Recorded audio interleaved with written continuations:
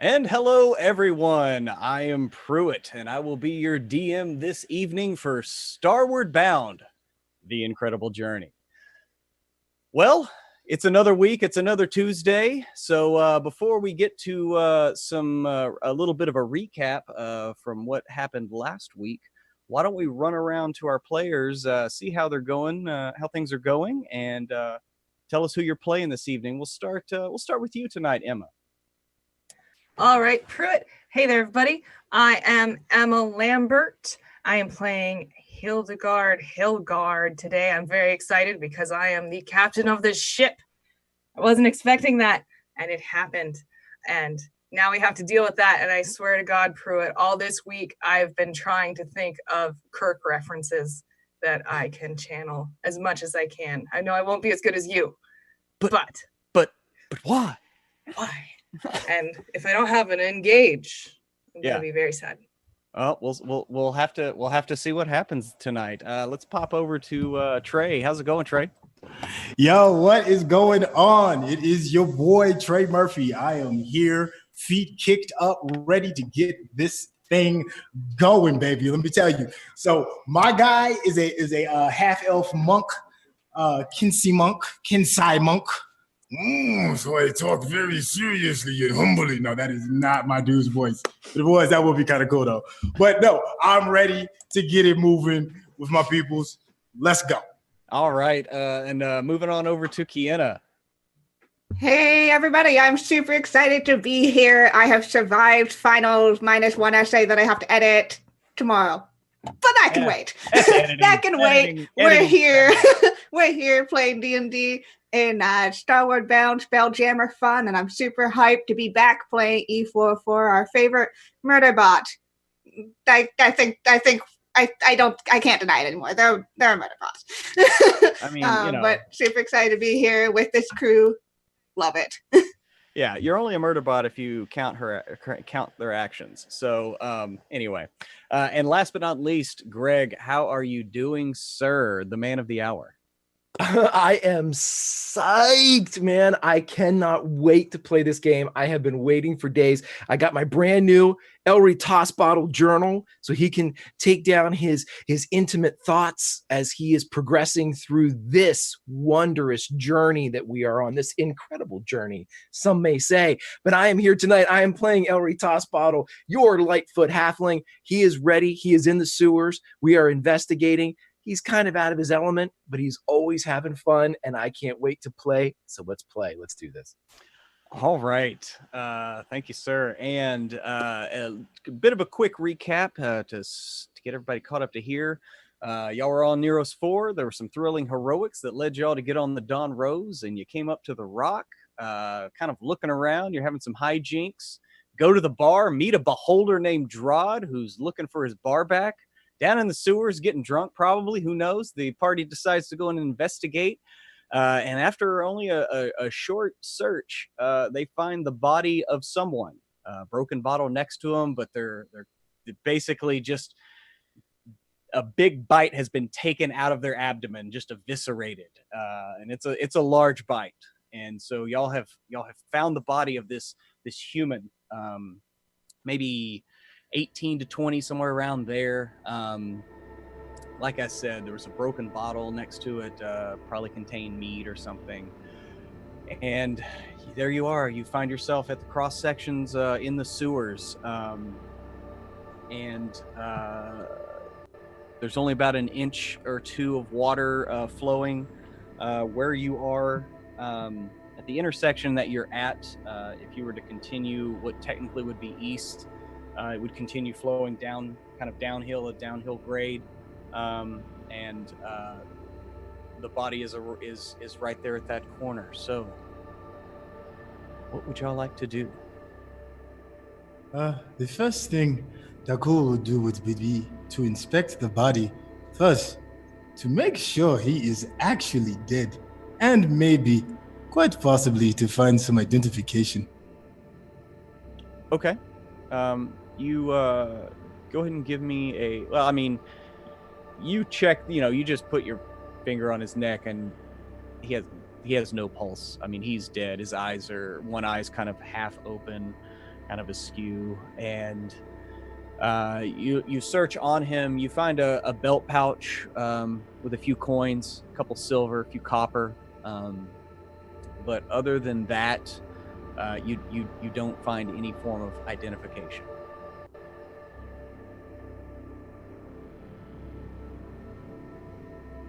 Well, it appears he is dead and unknown.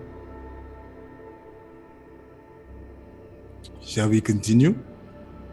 Yeah, I was wondering, could Hildegard, perhaps she is trained in medicine, Okay. try to intuit what could have murdered him? Okay. Yeah. Go ahead and give me a medicine check on that. Roll to intuit murder. There we go. That's not great. 11. 11. You can first confirm what Dakul has suspected, which is that he is dead.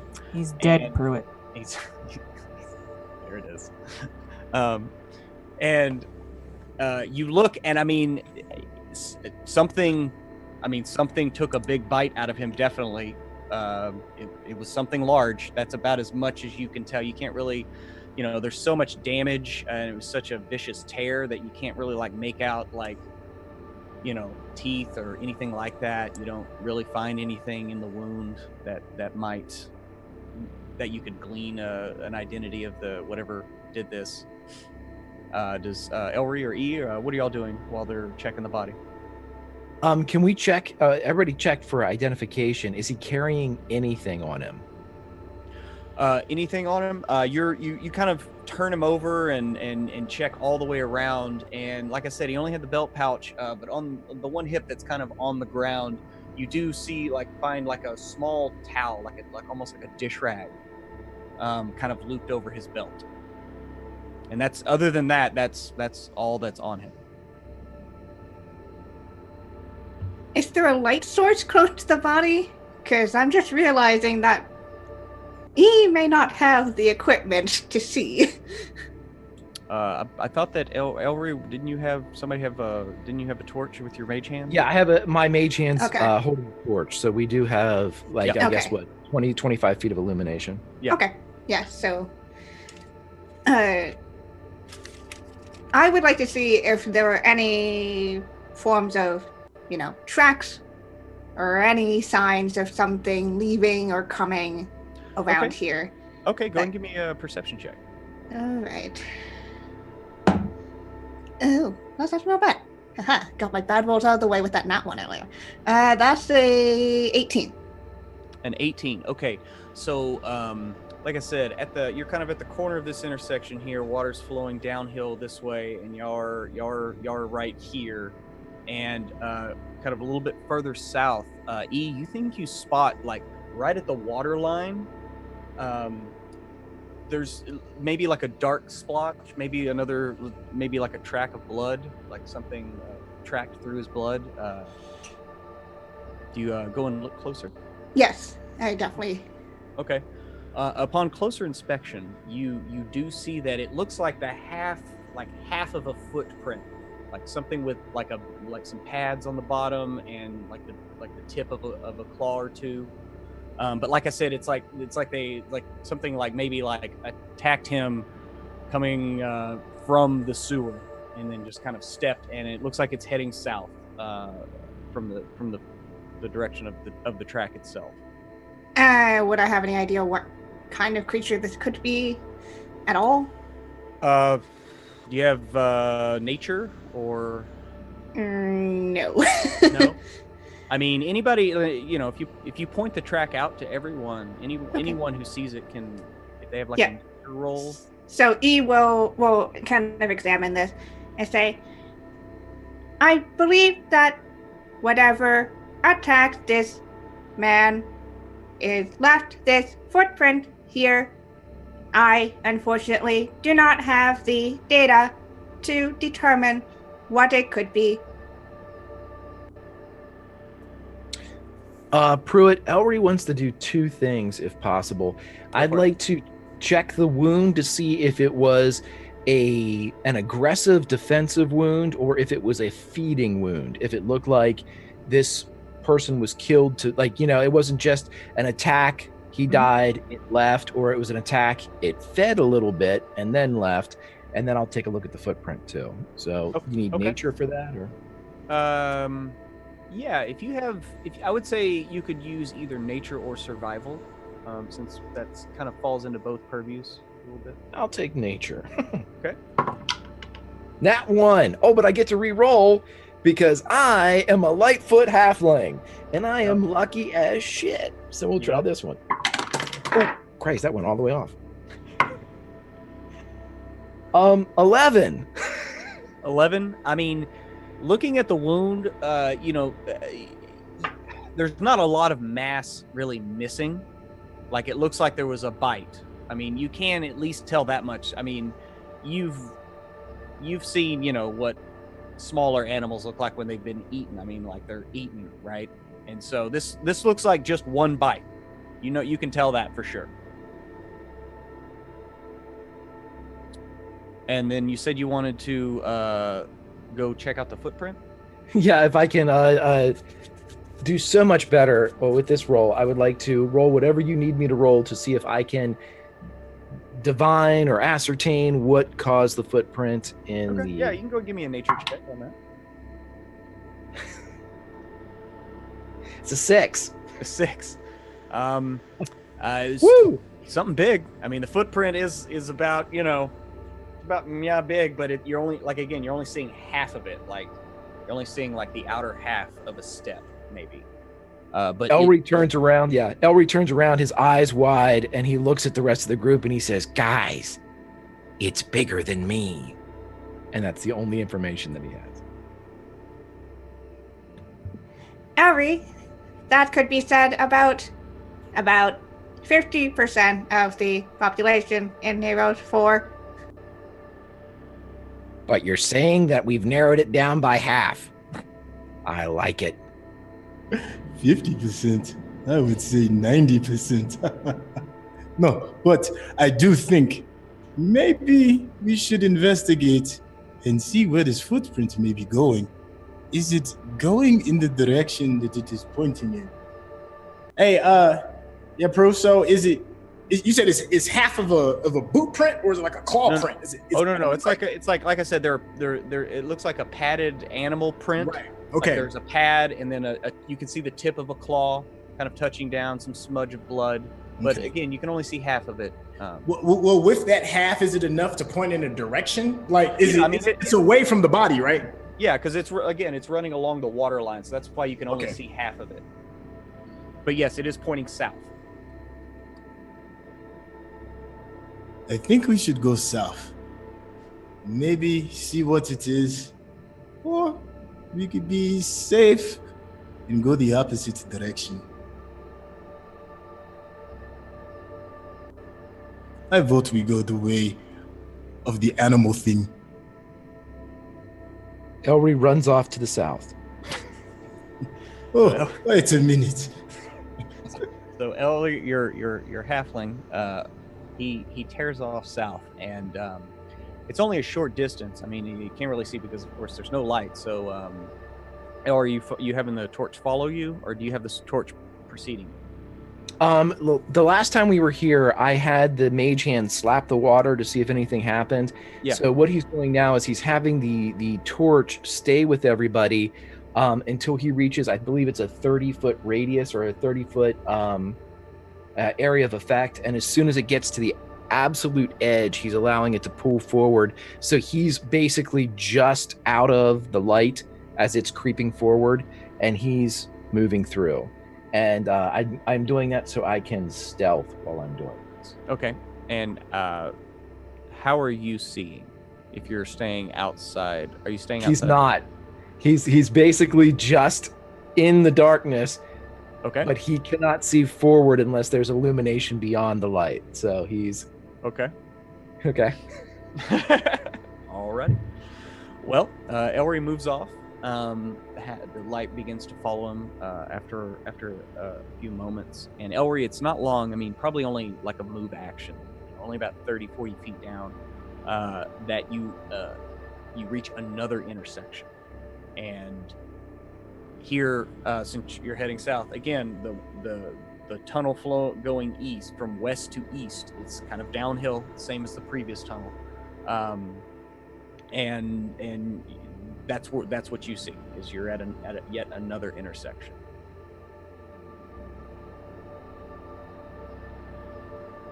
He's gonna wait. Yeah, he's gonna wait for everybody to catch up. Okay. Yes. As we are moving closer into the darkness, it has become apparent to me that maybe I should use my calligraphy and artistic ability to piecemeal a type of map with the bits of charcoal and or pencil that I have and pieces of paper. Is that possible, DM? Yeah. All right. Just want to make sure we know where we're going. My ink that I use for my calligraphy. Yes. Is it good enough for me to like mark that corner of the wall that we just left off of, just to mark it, just to know that we've been there? Yeah, so you know where you're going? Yeah, totally. Yeah, you can do that. All right. Yeah, I want to do that for the corner that we turned on.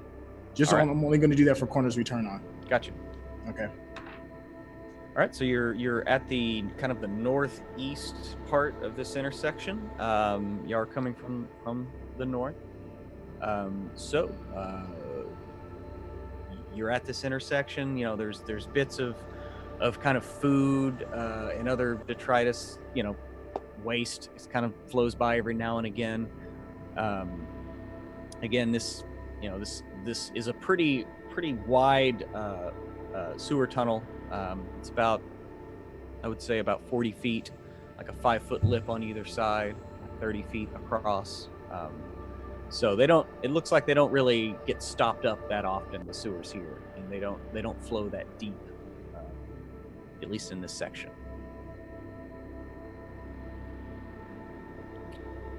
Where would y'all like to go from here? What would you like to do at this intersection? We have a right and a left, correct? And and straight ahead also. Okay. But you can tell now that you are all here that if you were to continue going south, that would start. That tunnel goes slightly up, has a decline coming towards you, so it would be going uphill. As you can kind of see, like all these tunnels are kind of folding in, and to the east, that all goes downhill, and that's where everything is headed.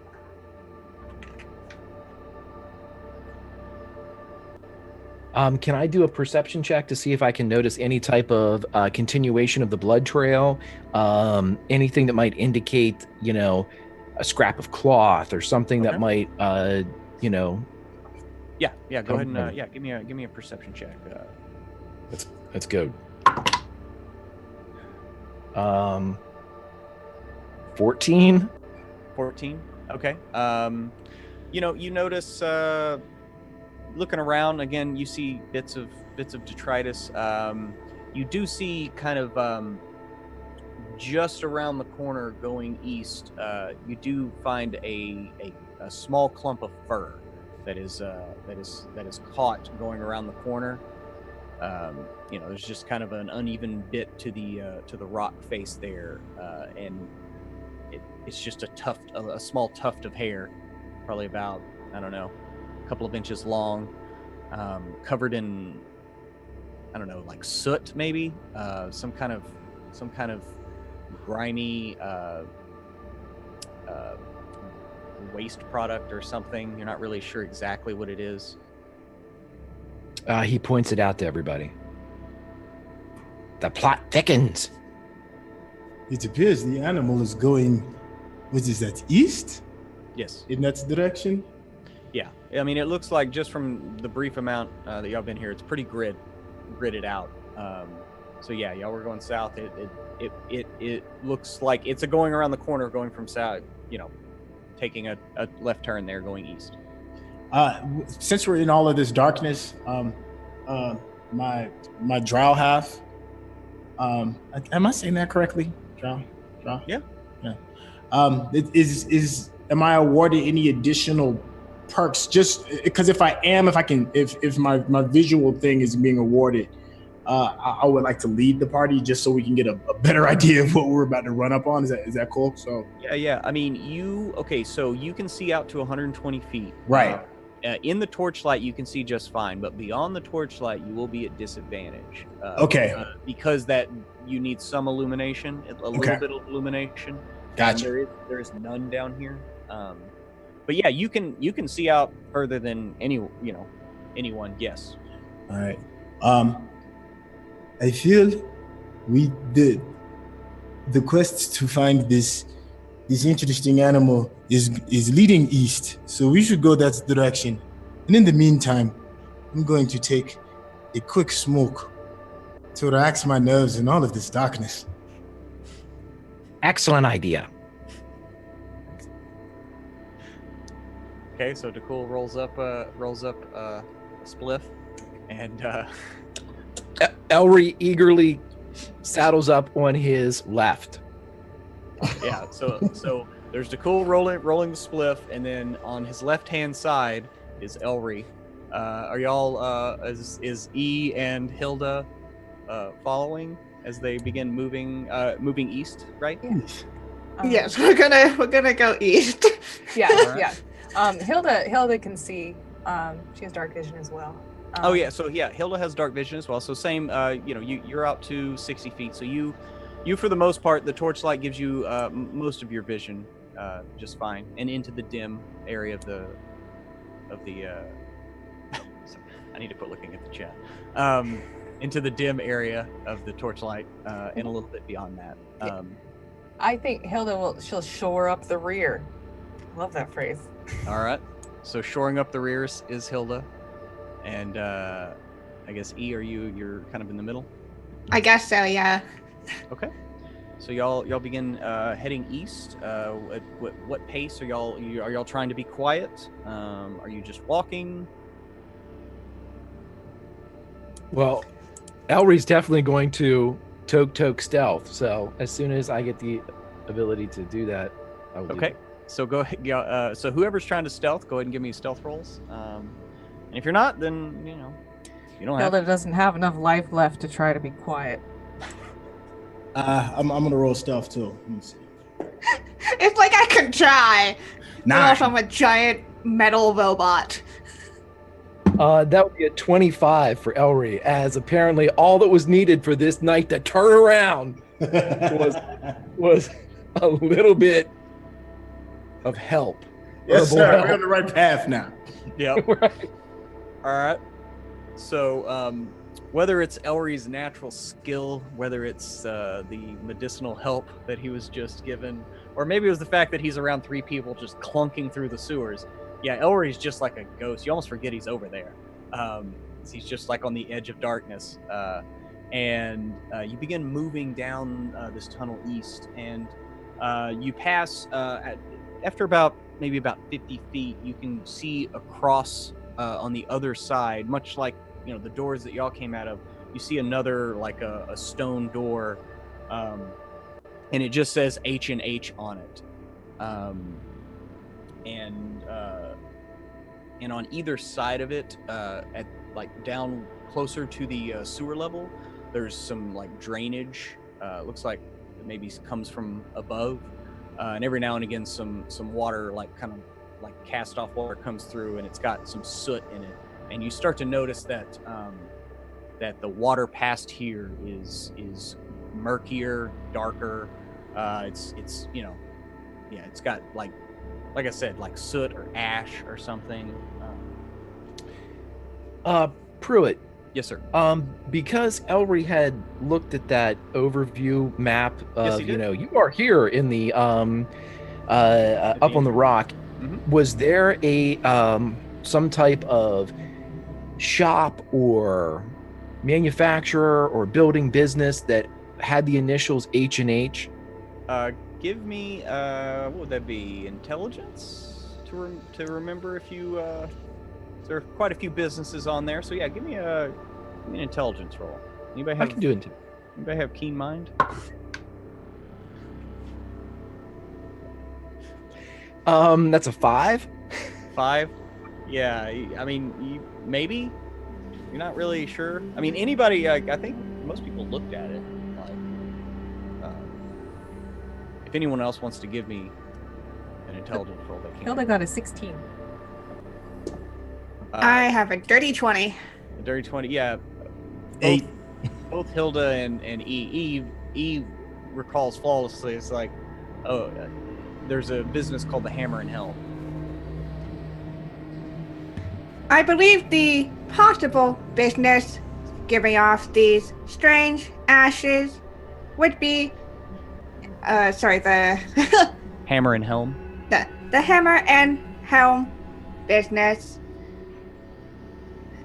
And if I remember, I believe that would be some form of perhaps manufacturing, blacksmithing, perhaps. And Hilda, looking at this, you're like, oh, okay.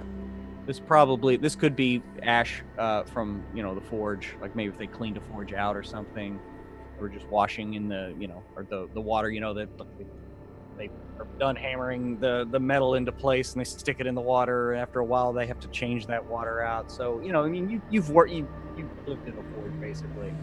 But yeah, you think, oh yeah, okay. All right, well, must be this direction. Yeah, does the door have like a handle, or is it just something that you push open, or is it something that we can pull out towards us? Like, how's the mechanics of the door look? The door looks like it might possibly like roll to the side. You're not entirely sure. The way it's cut, it doesn't look like it's cut in a way that it opens in and out. It's kind of smoothly cut. But it definitely looks like Hilda could just at a glance know that that's dwarven craftsmanship. I mean, most of the things on the rock are, but I mean, the door going into the bar, it was like a wooden door, so this is a little bit sturdier build. All right. There is like there is a place for like a hand, like a handle in it, like on one side. Yes. Should we open the door? I think I'm going to open the door. Wait. This is sort of my jam. Let me check and make sure it's not trapped or anything. Oh, yes. That would be the wiser move.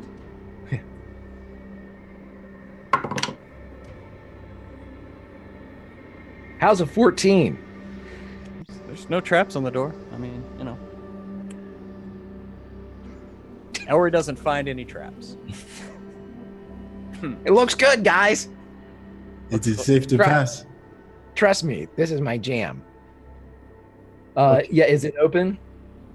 Yeah, he's gonna go ahead and open it if it's. Yeah, I'll be the sacrificial lamb. I'll open the door. Okay. Well, whoever you goes up and grabs the handle and tries to push, pull, or kind of move it. Like, I mean, it's solid. It's held fast. Is there a locking mechanism somewhere on it, or is this just a...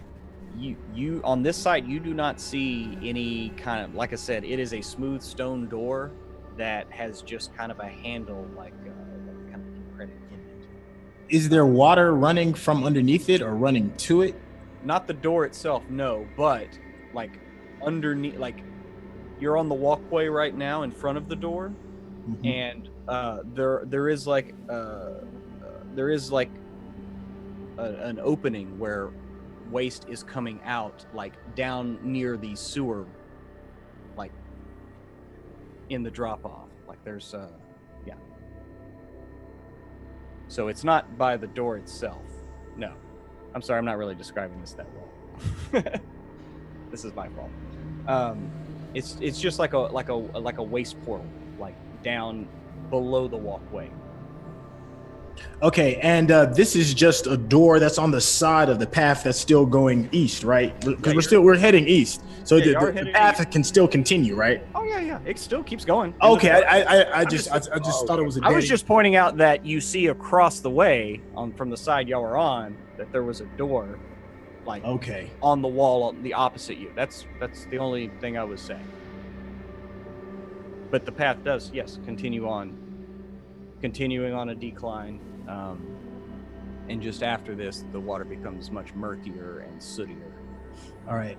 For my action, I definitely want to mark that wall since we turned to head east. I just want to mark that wall to let us know that we turned here. Okay.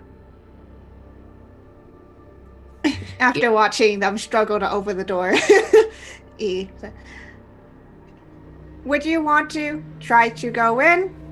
It feels as though this may be trespassing on some law. Well, first off, there's no such thing as trespassing. Secondly, I don't believe that... Here's my theory.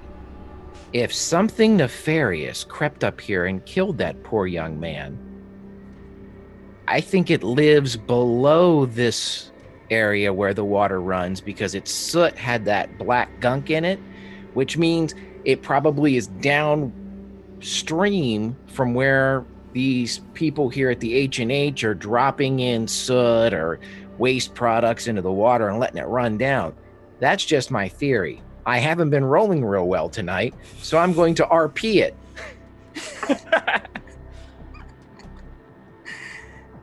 It's a role-playing game. So. It is a role-playing game. Well, I believe there would be 17 contradictory legal documents in my database about trespassing, but... You're going to need to delete those if we're going to be friends. You're going to need to just, like, put those, like fold them up somewhere and put them in a corner in the back and never open them again. I don't believe that is how my files work. Evolving. You're a learning computer. My friend John told me that one time. It is only trespassing if you get caught. Until then, it is a friendly snoop. Elry just points at the cool.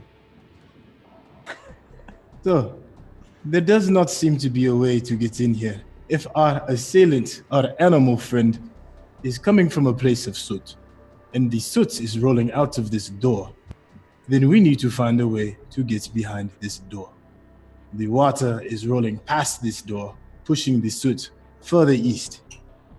We can continue and hope we find another door down, or we have the option of going back the other way we came. I vote we continue to go down. Yeah, let's continue to go down, and we'll talk about the merits of breaking laws sometime. Because I think if I weren't trespassing, you wouldn't be here.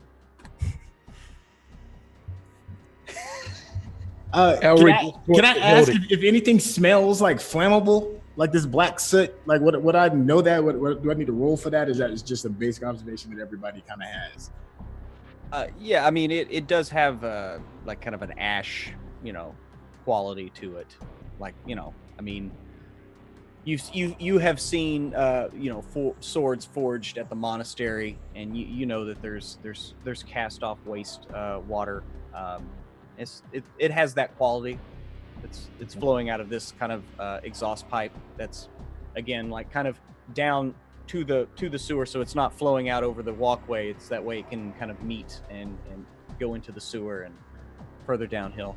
Okay, so nothing noxious that's going to end up like hurting us. No, you don't sense anything. But I mean, the air here, it's a little grimier, just from it being in the water and kind of around. All right, so if we're gonna keep going down that way, I want to try to see if we can find any traces of this creature as we go down. Okay. So if y'all whoever wants to be on the lookout, just give me a perception check as y'all continue on. Nat 20. Oh, okay. Yeah, a little bit further down past that doorway portal, you find another like kind of tuft of hair, and you find the bones of some kind of small animal. You're not really sure if it's like maybe a cat or a dog, but it's literally just the skeleton, like a few of the bones. But there's also kind of a tuft of hair caught up in it, like as this thing is just kind of lodged over by the side of the sewer, like on the edge, near like the corner going up to the walkway that you're on. So you just kind of look down and you see this skeleton and a little tuft of hair. And this is beyond the door, still headed downwards? Y'all kept going. So it's about 20 or 30 feet down, okay, kind of downstream. You find another, and this is a little bit more hair. And, again, the hair itself is probably about 2-3 inches long. There's a little bit thicker tuft of it, but you can see a little bit more of it. And it, again, it's kind of coated in this grime. Yeah, so you can hear the kind of whirrings of the eyes as they focus on this, and he says, "I believe we are on the right path. There appears to be other traces of this creature, although it seemed to have upgraded from eating small animals to humans." As I point out the bones and hair and everything. Nobody is eating this monk. I'm going to prepare my swords. At least my one katana, I've got it in hand. Okay, so yeah. Dakul unsheathes his sword. Dakul is ready. And do y'all continue on down the path? Yes. Yep. You're moving on down further, a little bit deeper into the sewers here, and you reach yet another intersection. To your they're sewers. To your east, to the south, since you're heading east from the south, heading north is again downhill coming towards you, and the tunnel continues on further east, and it's about that time that you hear. You're not really sure what it is, but it's some kind of like a sharp shriek or like a hiss. I'm gonna need a perception check to try to figure out, since you are at an intersection, what direction you think you hear this from, as there's kind of a just dirty 20. Okay. 14 from me. Another dirty 20. Okay, so Elri and Dakul, you're up front, kind of taking the lead, and you get to this intersection, and this noise kind of shrieks out from the darkness, and your gaze stays east. Like, there's no doubt in your mind that it's coming from straight ahead. How far down the tunnel, you're not really sure. It was kind of echoing, bouncing back and forth. Again, these are gridded sewers. So, but you're almost 100% positive that the direction you're going is correct. Okay, so it's down there. Yes. Whatever it is. It does not sound happy. I've got an idea. Oh, an idea. Please tell us about this idea. I don't particularly like putting people in danger, but E404, they could tromp down there and create a diversion and probably be perfectly fine as we kind of go around in the darkness and pop out and beat the hell out of this thing. That's my plan. That is cool with me. E404. How do you feel about this? Well, yeah, Captain, what do you think? I mean, E404 is not going to be able to kind of sneak up, so I should kind of use that to our advantage as E kind of just boom, boom, boom, boom, boom, boom, boom. And this thing will, it might not even like them because they don't have, no offense, E, but they don't have, you know, like the muscles and the meat and the blood and the hair that might attract it. But if it, you know, kind of rumbles down there, they could cause one hell of a distraction. Sure, makes sense to me. I think we could both try it, as I'm not sneaking for anything. Yeah, why not? It's up to you, E, though. I'll go down with you, E. It appears to be the logical choice, as there is no offense to be taken. It is just a statement that I am not made out of the same biological materials as you. If I am to go forward, I will need light. I was not built to have the adaptation to any light below 40%. Elry will saddle up beside E404 and the hand will go down, taking the torch 30 feet down the tunnel. And Elry will say, I'll be right beside you. Well, behind you. I'll be around. It will go forth. Okay, so E begins following the torch east.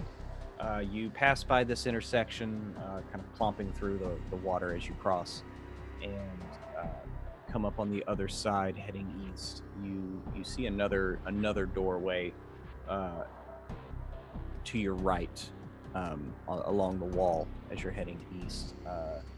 This one just has like an imprint cut out of the stone of a sword. And E, you remember on the map right next to Hammer and Helm, like it literally is just a picture of a sword. And so, you know, you're pretty sure right now in your head, you know, like, okay, you know, the bar is here, and then there's this here and that here, and y'all have kind of moved over here, and you're heading towards more of the Dwarven district where there's a lot more mining, not mining, but manufacturing and forges and things of that like. And so you're moving along, and it is not long before you see the tunnel kind of bend a little bit to the right, just to like 15 degrees or so. And at the edge of the dimness of the light, you can make out like the pinpricks of eyes reflecting your torch. It's whatever this is, you're not really sure, but you, like I said, all you can see are these eyes, and you can hear like this low, like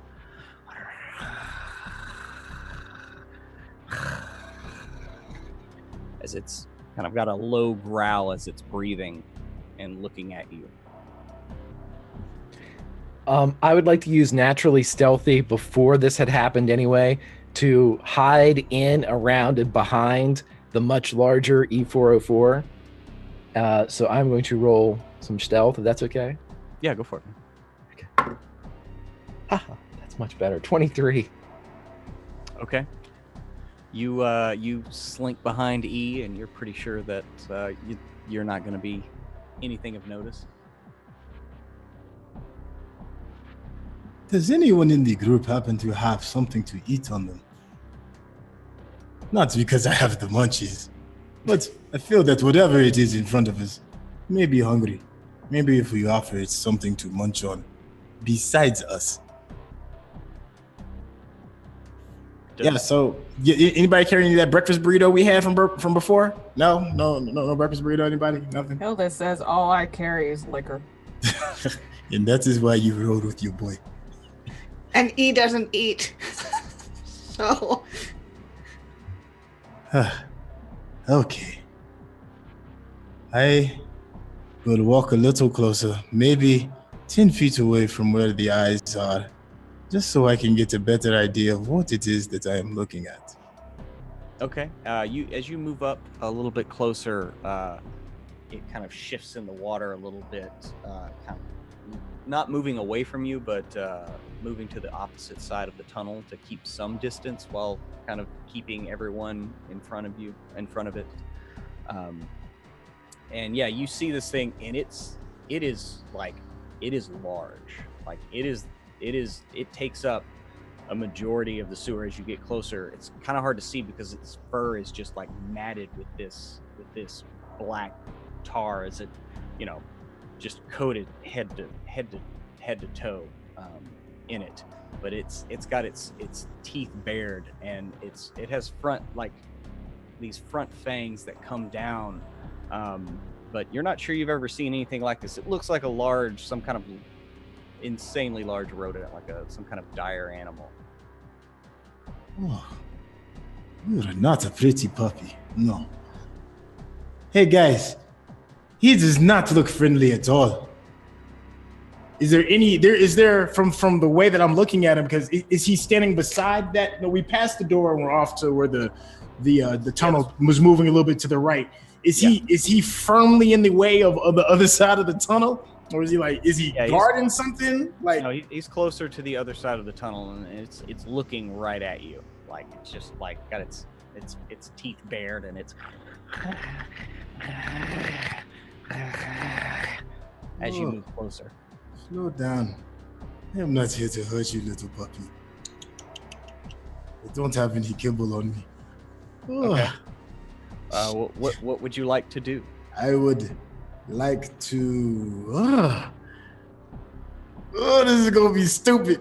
I'm gonna actually put my sword away and have my hands out in like a peace kind of offering. And walk slowly and hope that my dexterity and quickness will save my ass. Okay. I mean, what are you trying to do? You trying to keep it calm? Yes, I'm trying to keep it calm so I can get a better idea. I don't want to. The cool isn't going to just kill anything without a reason. Right. Well, I mean, the back in Forrester's Hollow, I mean, Bobo Lodal, he taught you how to work with the spiders there, and you don't like spiders, but no, you could at least work with them enough to harvest their silk and and all that. So you think you know a few things. So go ahead and give me an animal handling roll. All right. As you move. Dirty 20. Okay. Well, you move close enough to it, and it shuffles away from you a couple of steps as you get closer, and it doesn't move to attack you, but it starts growling a little bit more. Okay. I have had enough of running up on the foreign animals. I would stop in my path. Hey guys, I'm pretty close to it. Oh, what do you think I should do? I really want to run right about now. Hey, slow down there, little guy. Hey, I promise you I will find you some food. Nobody's got anything to eat. Damn. So, does no one have rations written down on their backpack? Nobody's got rations, nothing. We got a savage little... I've been very, very ill. All right. Is it still my go? I'm still good? We're I'm not gonna really. stop. We're not really in combat right now. Yeah, so I'm gonna just stop in place. Can I look and see if there's a way around him? He's blocking the full-on path, right? No. I mean, because you're kind of now, since you said you moved closer, you step down into the sewer, like some water's flowing past you, and it is down in the actual flow of water. So it's not up on one of the walkways. So there is room to move around it in the sewer, and then there's also the walkways. So like I said, this thing's about 40. The tunnel itself is about 40 feet wide, and there's a 5-foot walkway on each side, so it's 30 feet for the actual sewer to flow. So yeah, it's taking up a good half of that area, but it's closer to the opposite side of the tunnel from the party. Hilda casts Searing Smite. Oh well. So much for friends. Oh, I'm sorry. I'm on mute. My bad. Is that how it goes?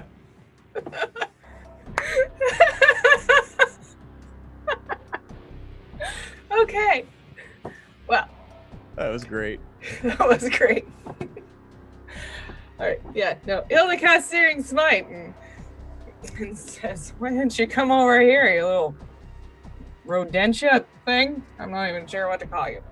But I mean, it's a large rodent. I mean, you're not sure if it's just a giant rat or what. Like I said, it's hard to make out its actual details because it's kind of matted in this like tar and soot, and it's been living in the sewer. So yeah, and it killed Hamilton. And I mean, looking at it, you do see like Dakul, I'm sorry, you do see like there's blood on its teeth and its these large fangs that come down as it's still just growling at you, even though you're about 10 feet away from it. Hilda, you're about 30 feet away from it right now. All right. Well, I'm just gonna move up to join Dakul. Okay. And you See what cast it Searing does. Smite, so what does that look like on your hammer? My hammer, it looks like it's just come out of a forge. It's a very warm, sort of like dappled heat. It's not like super fiery. It's just flipping hot. Okay. Yeah, that's what it looks like. So Hilda casts Searing Smite on her hammer and moves down into the water. Just takes kind of the little step down, moves over, and Dakul, you can feel the heat coming off her hammer. And as you approach Hilda, you have sounds like you have some aggression in your stance, and this rodent just immediately looks at you as you move closer and just and it kind of its hackles rise and it screams, and feeling the heat from your hammer, you can see it kind of looks at you and it's now like posturing and like steps 5 feet closer to you. So now it's about 5 feet away as it's like kind of snapping and But it's not outright attacking. it's about 5 feet away, and it's very angry, and it's like snarling and spitting.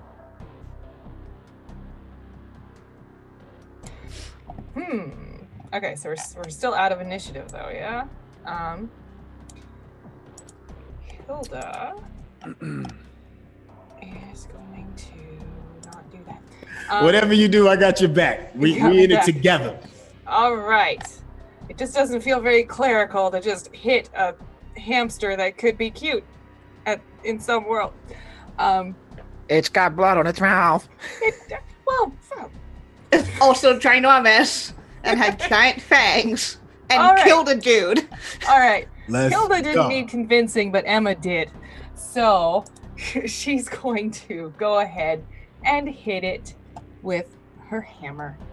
Okay. All right. Let's go ahead and we're gonna count this kind of as a surprise round, since you're just kind of like actually no, let's go over and roll initiative as you move forward. Sorry, it's staring right at you. Okay. 17 for E. I am going to lucky my second lucky since our long rest, as I do not like that.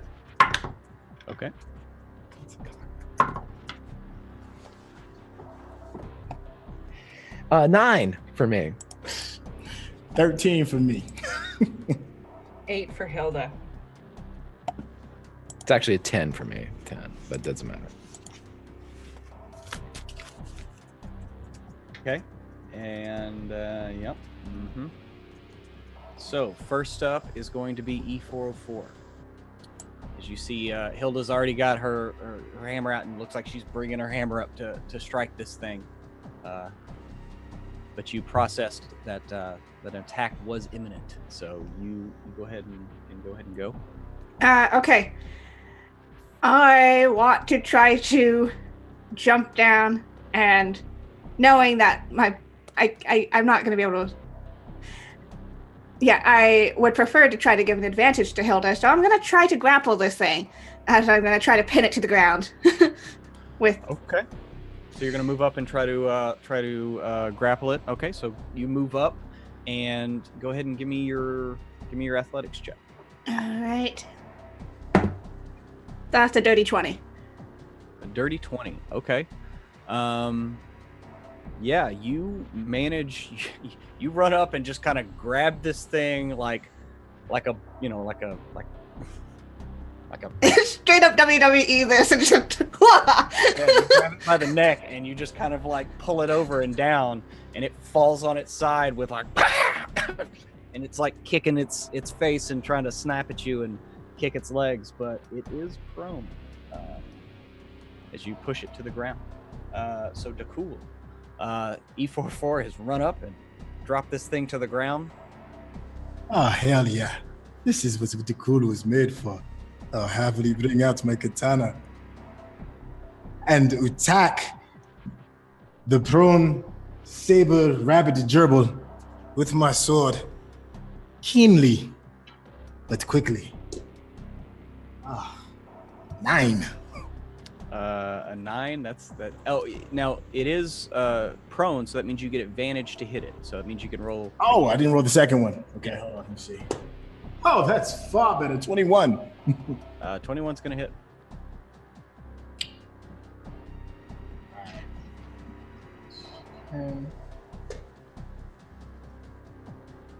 Yes. So 9 and 5 is 14. And I get the unarmed strike as well. Okay. Let's see. Haha. That's 24. 24 hits. And that is an extra 7. Okay, an extra 7. Okay. So you run up and slash it, across the neck and give it a punch, and it and lets out a scream. Elry, go ahead and go. And yeah, you're muted, Greg. Elry is going to appear out of the darkness, and he is going to attack with his rapier as he just hits. That's going to be a... Sorry, I just lost my thing. 16. 16, that just hits, yes. Okay, so he's going to hit with that, and I'm going to do my sneak attack damage. Oh, 12 plus 9 equals 21. Okay. All right, so... And then for my bonus action, I'm going to hide. Okay. Are you hiding and moving away, or are you hiding in place? I am. I'm assuming I have a little bit of movement left, so I'm either going to disengage and move away. That's what I wanted to make sure. I'm going to disengage and I'm going to move behind E404. Okay, so yeah, you run up and you stick it right in the neck above its head, and it tries to snap at you, but you manage to knock its face away and slip behind E. Hilda. All right, Hilda is going to hit this thing with her hammer and pre-grill it a bit. Because I always wonder how these kinds of things taste, really, honestly. think it'd be kind of good in a way. If you really think about it, it might be kind of good. So just gonna hit. Awesome. Yeah. All right. 22 hits. Yeah. Oh, a 22 does hit. All right. Then that is going to be 11, 15 damage. 3 of that is fire. 15 damage. Mm-hmm.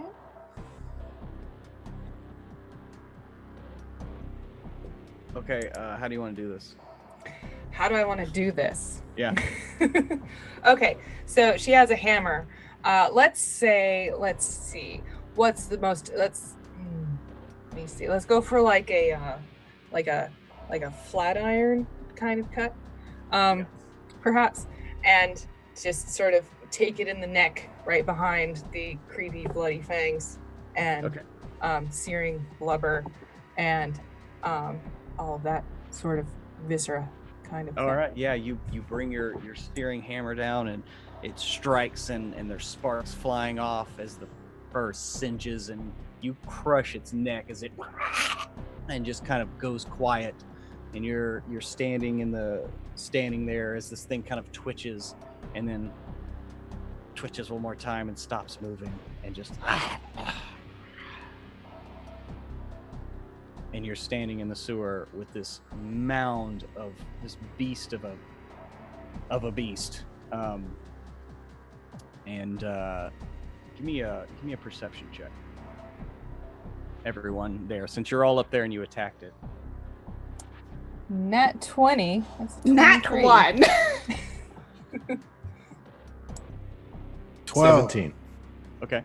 Yeah, Emma, you definitely see this, because as you hit it, you kind of burned away its fur a little bit, and it smudged away along with the cool strike and everything, and you can kind of see like the fur that gets kind of cleaned away. It's more of like it's actually like white and brown maybe, and you definitely see something moving on or about its stomach as it's laying on its side. You see like some motion there in the fur.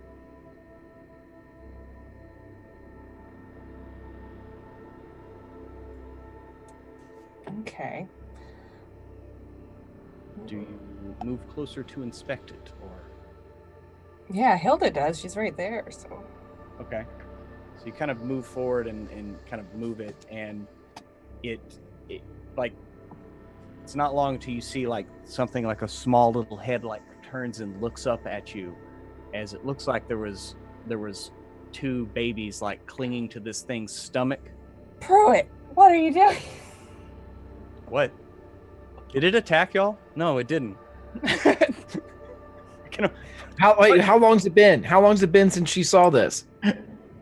She just saw it as this thing, turns a little head, and you can see kind of little fangs sticking out, as this thing's probably about the size of I don't know, like a really small dog, but it was like clinging to the fur on the underside of this mother. Has it been 18 seconds since this thing died? No, I mean, you know. Elry yells out, "If it's a mom, you can heal it."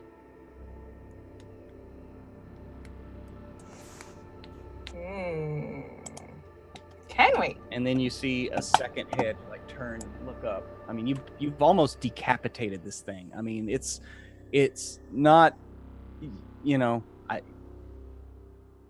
I mean, what do you do? All of this could have been avoided with a saved breakfast burrito. But no.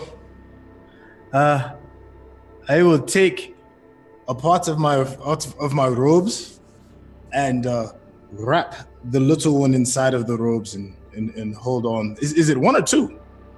You go over there to grab one, and you see like a second one turn its head up and look at you as the first one, and they're both like, their eyes are like barely open, like, you know, but again, they're the size of a small to medium-sized dog, and they're just kind of, you see them just kind of, as you get closer, you see their little claws kind of grabbing the fur, and just looking around, and they go back and I don't know. It looks like maybe they were feeding, just kind of clutched to the underside of the mother's stomach fur. Okay.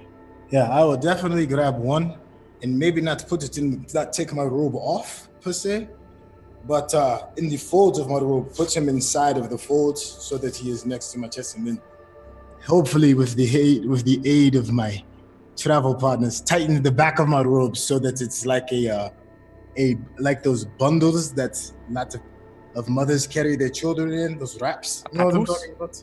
A papoose. Yes. Come here to my hamster rat friend and let me papoose you. Okay. And yeah, as you're wrapping up, you kind of wipe some of the soot away from its face, and you can kind of see it just has probably like kind of white brownish hair. It's like white with like brown splotches, and away from so. Pruitt, can Elry see if the mouth on this thing would match the wounds that we saw in Hamilton? Looking at it now, you can kind of see why it's just like there's a big gouge taken out. I mean, this thing's front teeth are a good like 8 inches long, right? Like it has these giant fangs that stick out of its mouth, and so if that just like grabbed onto someone's stomach, it would just take a large chunk out, kind of rending it from it. So that's why you couldn't really see like a bite, like the outline of a bite mark. But yeah, I mean, the blood on its mouth is fairly fresh, and he wasn't dead that long.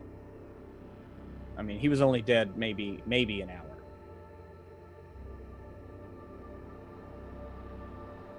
Should we drag this thing back up so Drod can take a look at it? That is a lot of weight. Maybe we should snap the rest of his head off. Jesus, all right, well, I'm still feeling kind of queasy, but I mean, somebody else wants to do that, sure. The other baby's still there, right? Yes. Yeah, I mean, Dakul said he only picked up one, so yes, there is another one sitting there, like just kind of clutching the mall's fur. Elry kneels down and goes, Looks like you're the unlucky one, little fella. Looks like you're going to be left down here. Oh my god. Well, now, you just sit tight while we cut your mom's head off. Hold on.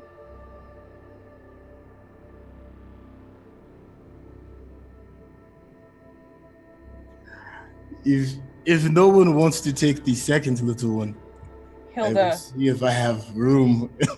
will take the second baby. Yes. She will. That's why I love my dwarves. Making her very sad, but she will try to find a place, maybe wear it like under her shield. Like a stole? Yeah, maybe something. Yeah. Behind her neck, like between her shield and her head. This can be her first set of like Warcraft shoulder pads. That'd be great.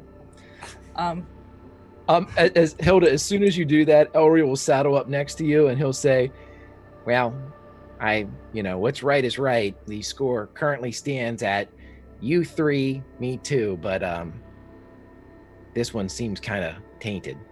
Anywho, 3 and 2, you're in the lead.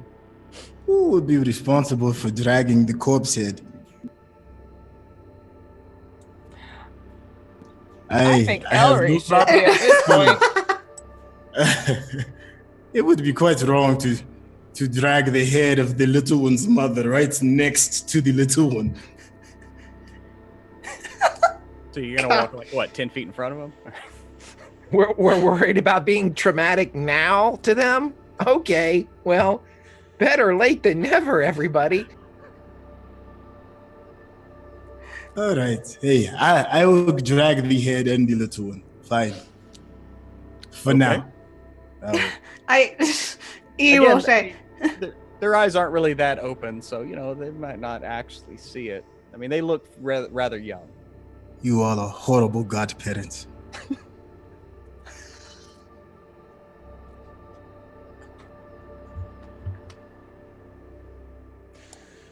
Okay, so we have passed the first rabid beast and are continuing to head eastward southeastward on this path.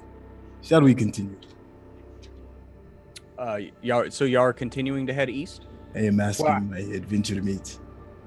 I think we already found the guy that killed Hamilton. So Yes. if we just drag the mom's corpse up through the head up through the sewer, and kind of bring these kids along for the ride, so they can, experience every second of it, we should be able to bring it up there and let Drod take a look at it, and then show him the corpse of his dead friend. And I don't know. I guess we get free drinks. That's what all this was about, right? Was like, Yeah, then we can finish having lunch. We need to bring the handkerchief of the barback as proof, along with the rat's head. Well, technically, I mean, he was floating, so I mean, we could really just kind of sail him down here like a paper boat. Ooh. Everything floats down here. Ooh.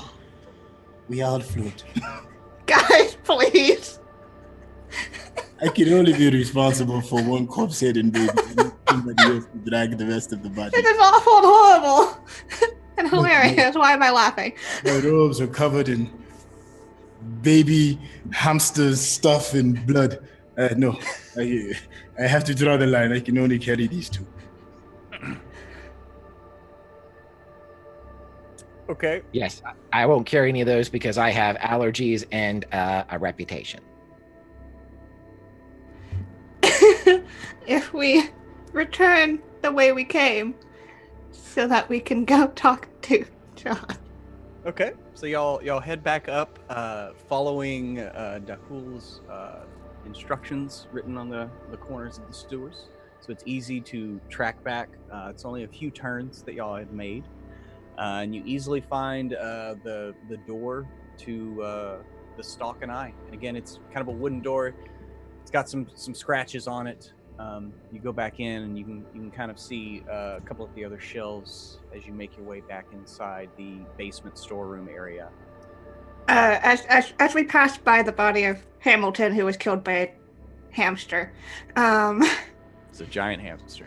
the giant hamster, Face.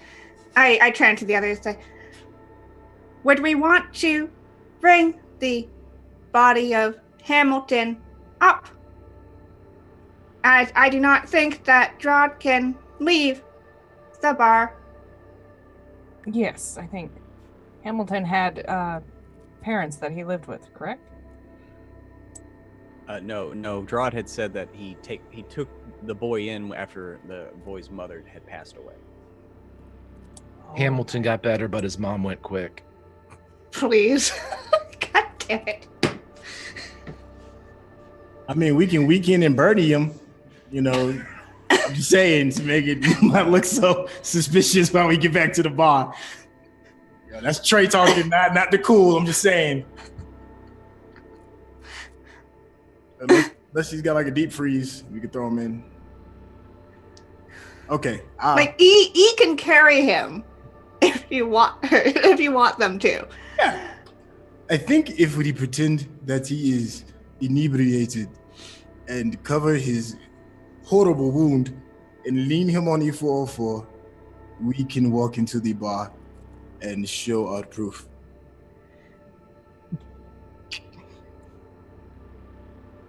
I mean, I guess. All right, that is what I vote for. Hey, so we're like in the back room before we went into the tunnels, right? So we were like behind the bar, like in the kitchen. Well, we don't really have to hide anything then. Tell you the truth, if everything is already kind of like secluded, you just drag them up there and just throw them in the kitchen. Oh my god.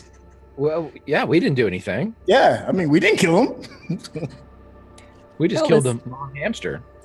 Hilla's going to think for a minute, and she's going to say, I don't know if any of you have ever lost somebody who's close to you, but Grodd may not want to see Hamilton in this state. I think we should leave it up to Grodd. Let's ask the baby hamsters.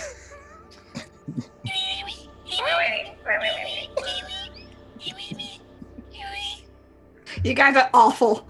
Okay. Who wrestled the hamster to the ground? Excuse me, I didn't kill it. You just gave advantage for everyone else who killed it. Apparently.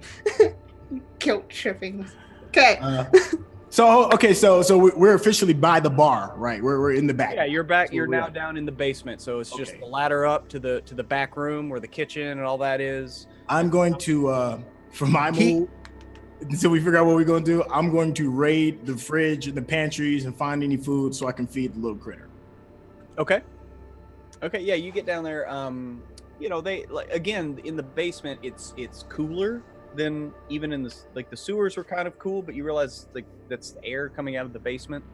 And so you know you can find some bits of you know there's produce, there's some meat. You think there's a couple of casks along the wall. So there's a variety of food that you could try to feed the little tyke. I want to feed him something vegetable based, no meat just yet. Okay. Is there like bread? I can give him some bread. There's no bread down here. There are the components to make bread. No time to bake. But there's like some lettuce and there's some like vegetables and stuff. The lettuce and vegetables. That is Okay. perfect. Okay, yeah, you can find some carrots, some cucumbers, you know. Okay. And so you just kind of like try to feed him that, and it kind of sniffs at like a carrot and just kind of bites a little bit of it and Okay, yeah, they're seems to like it. Okay. Sorry about your parents. Where's the rest of our crew? We're here. They're lost in a guilt trip right now. Okay.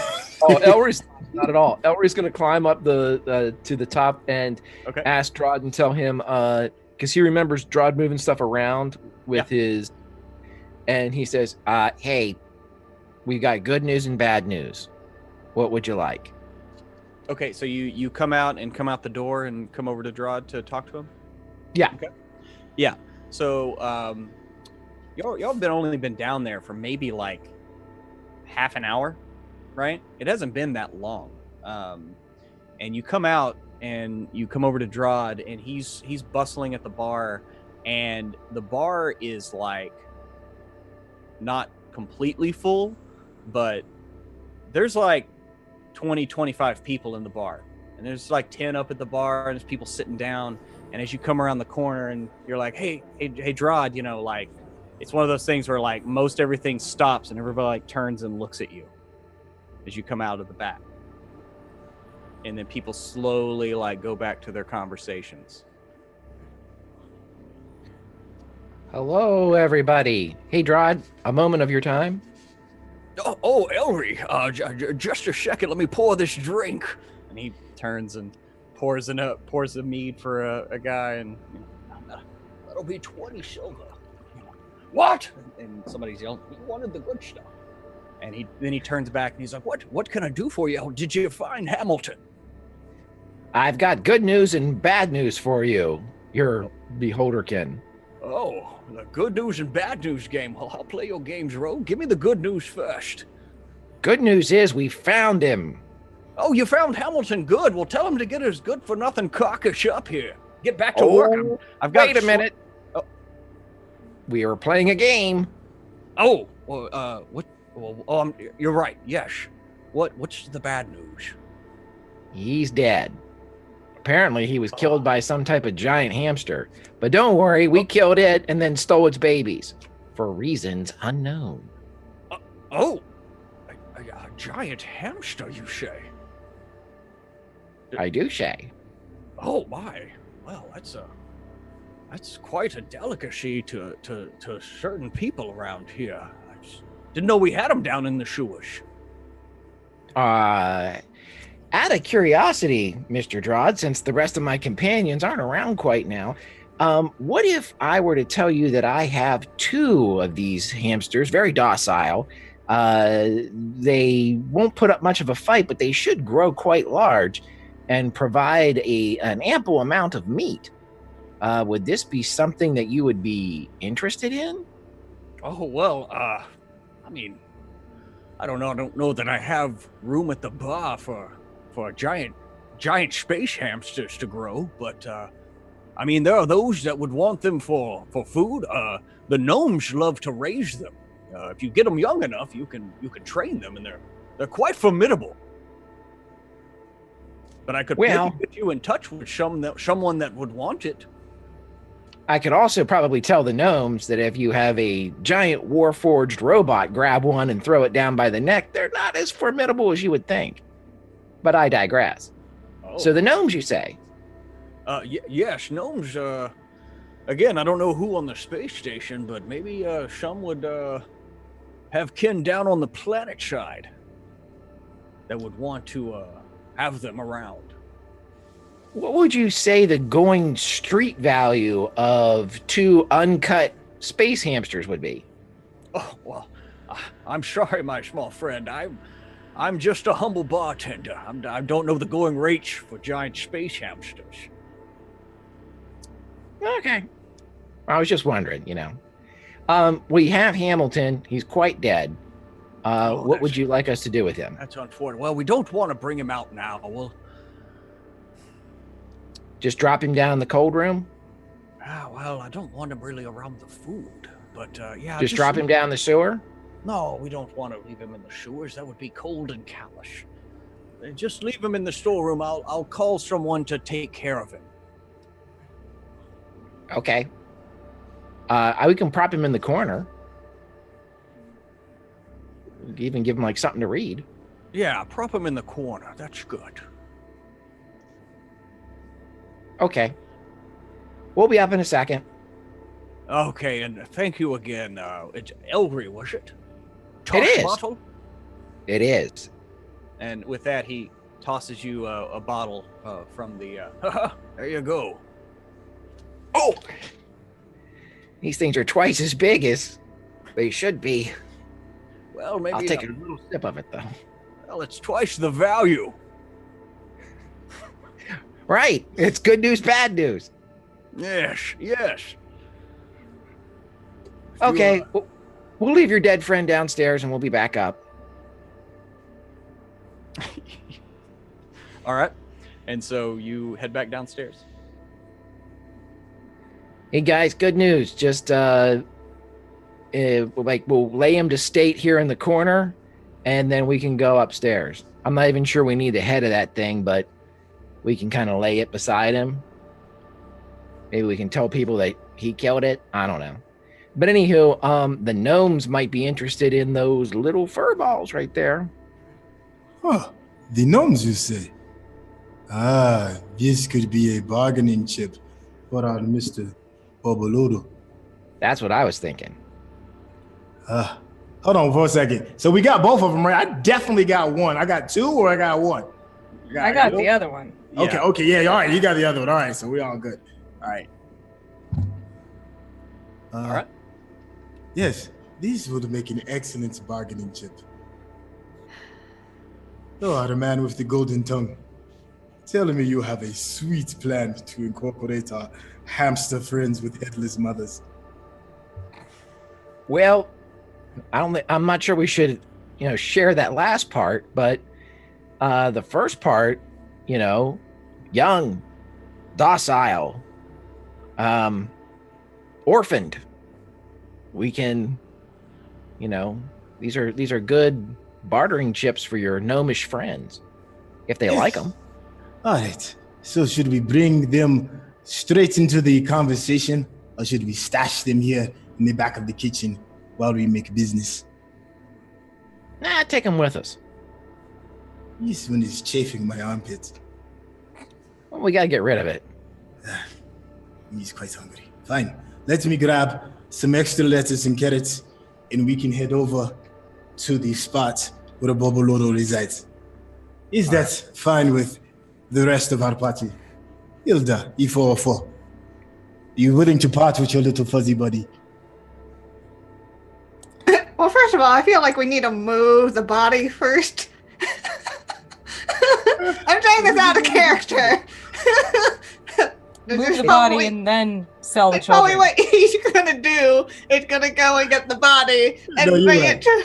No, you're right. You're absolutely right. My bad for getting things way out of turn. No, it's okay. I was just like, yep.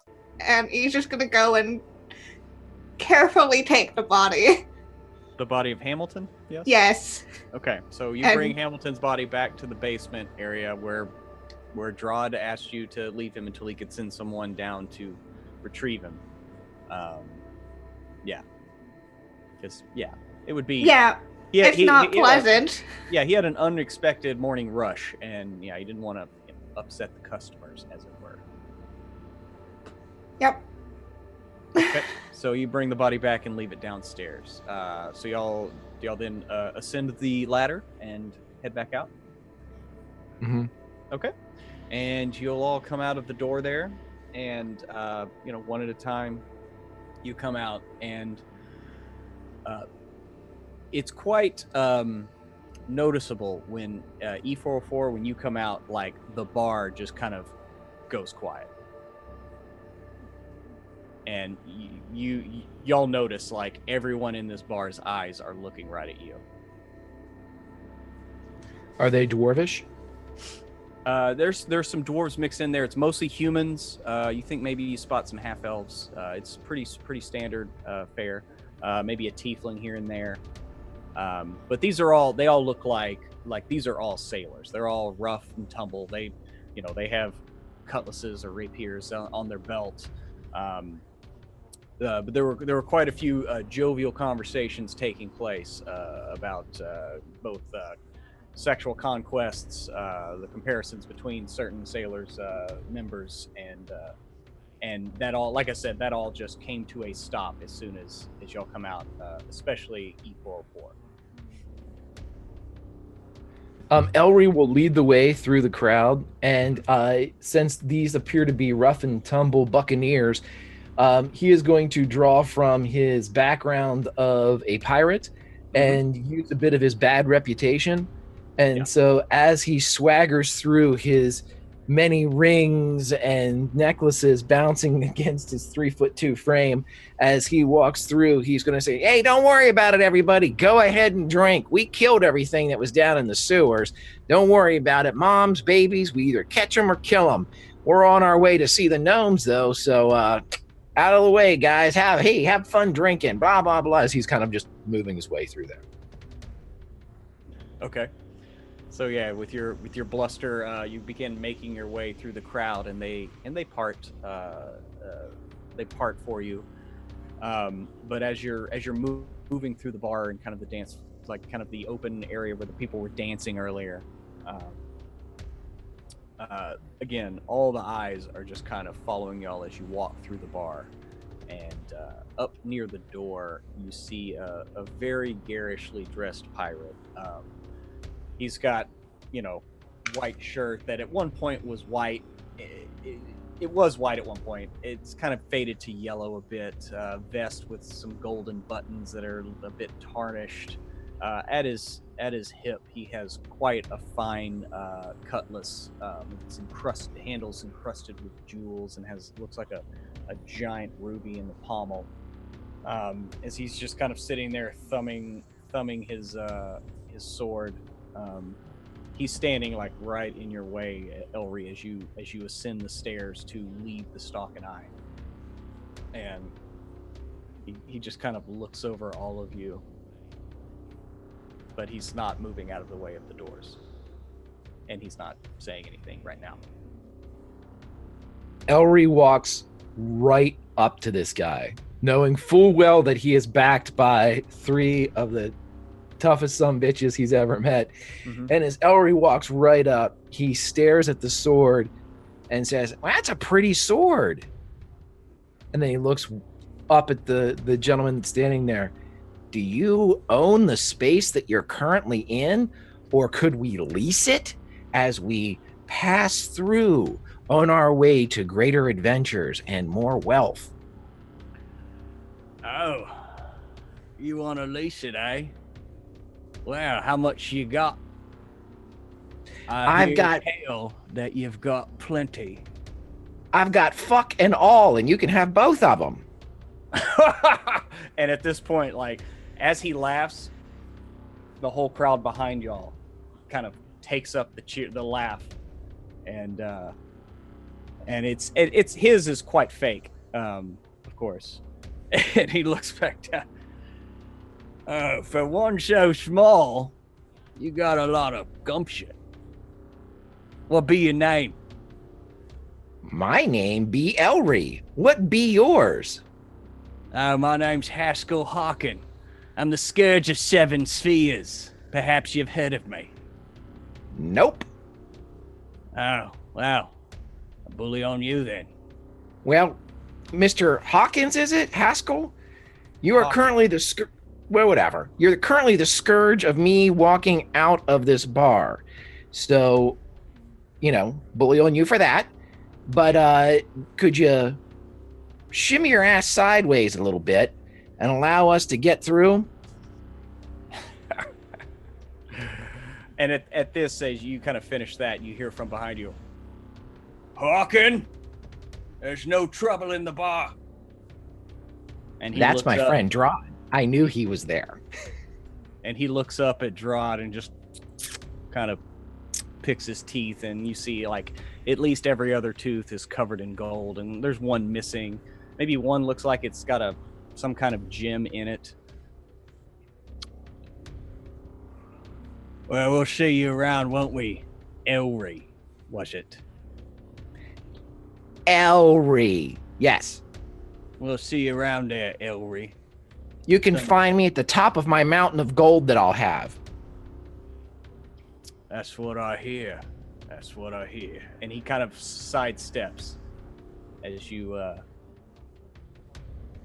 Elry steps forward, stands in the exact same spot that he was in, breathes in, and says, "This is a nice spot. Mm-hmm. See ya."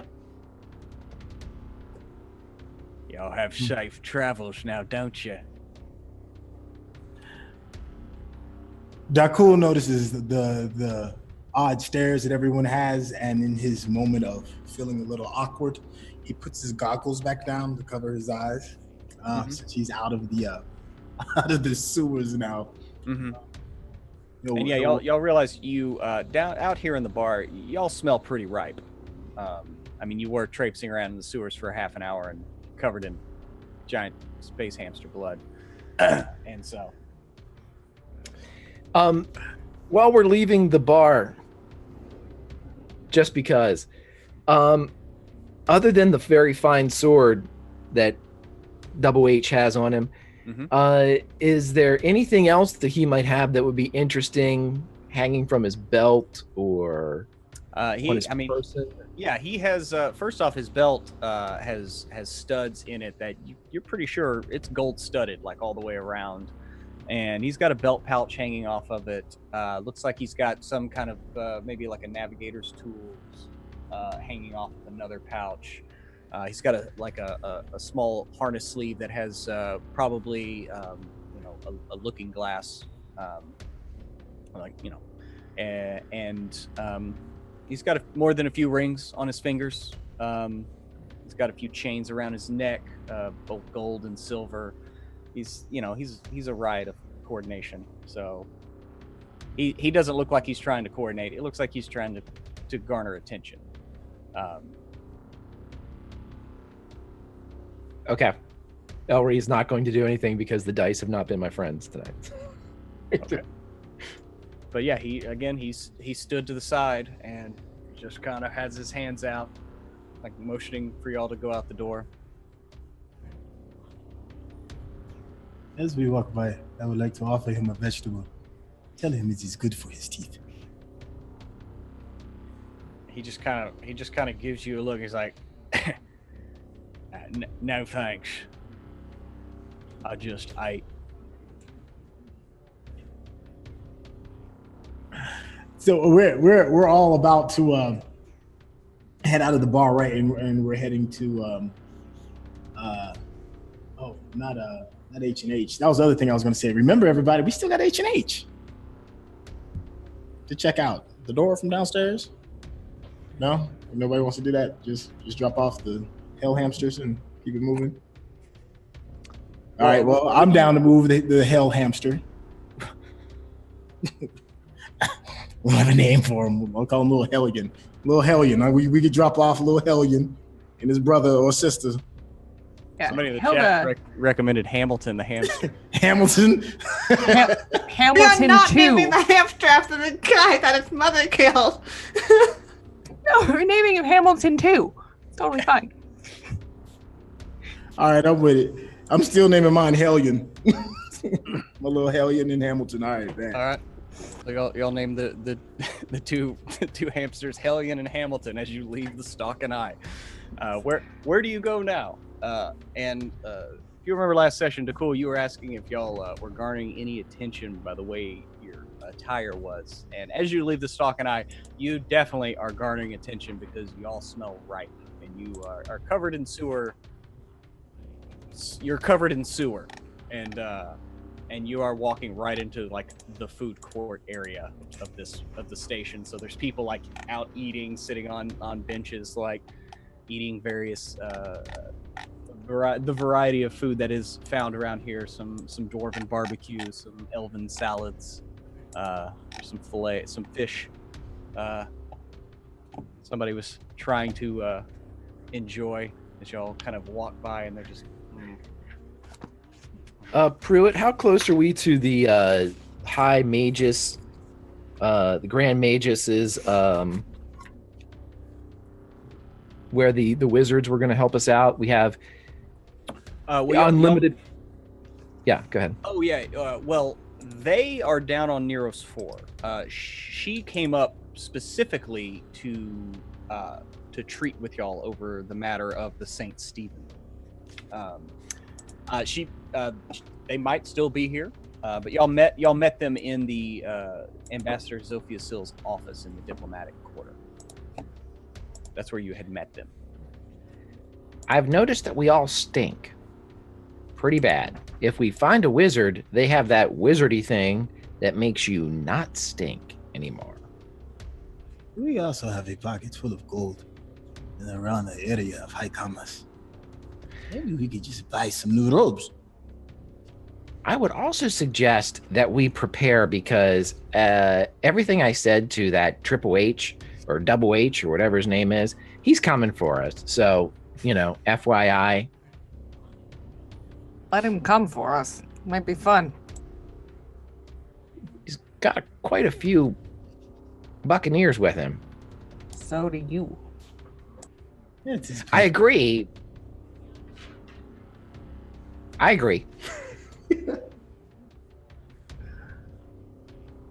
So, is the Double H? Remember, we have Hammer and Helm with the doorway could not open. We may have access to it if we look into the store and see what they offer. Maybe somebody can sneak in the back and find out the way down to the bottom. For all we know, these hamsters could have been spawned from the bottoms of the dark basement.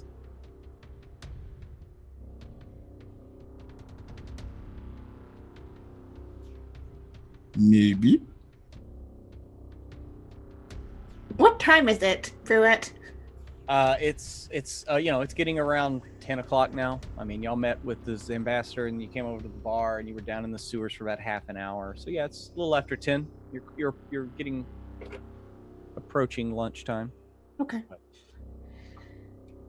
I know you grown adults are ready to adventure, but I have a baby present. And it must be attended to. I have to feed and clean him and myself. Hellion waits for no man. It's true. For everything that we need to do, a shower is probably going to help us in some fashion. Okay. Yeah. We need to convince people that E404 needs to have their own liberty. We need to pacify the dawn. And what else do we need to do? Oh, we need to go captain our ships and be the bosses of things. So, yes, I think a shower is in order. Are you recommending we go back to the ship? Actually, I like the idea of a big old wizard shower. I've never done that before. I didn't know they had their own showers. It's interesting.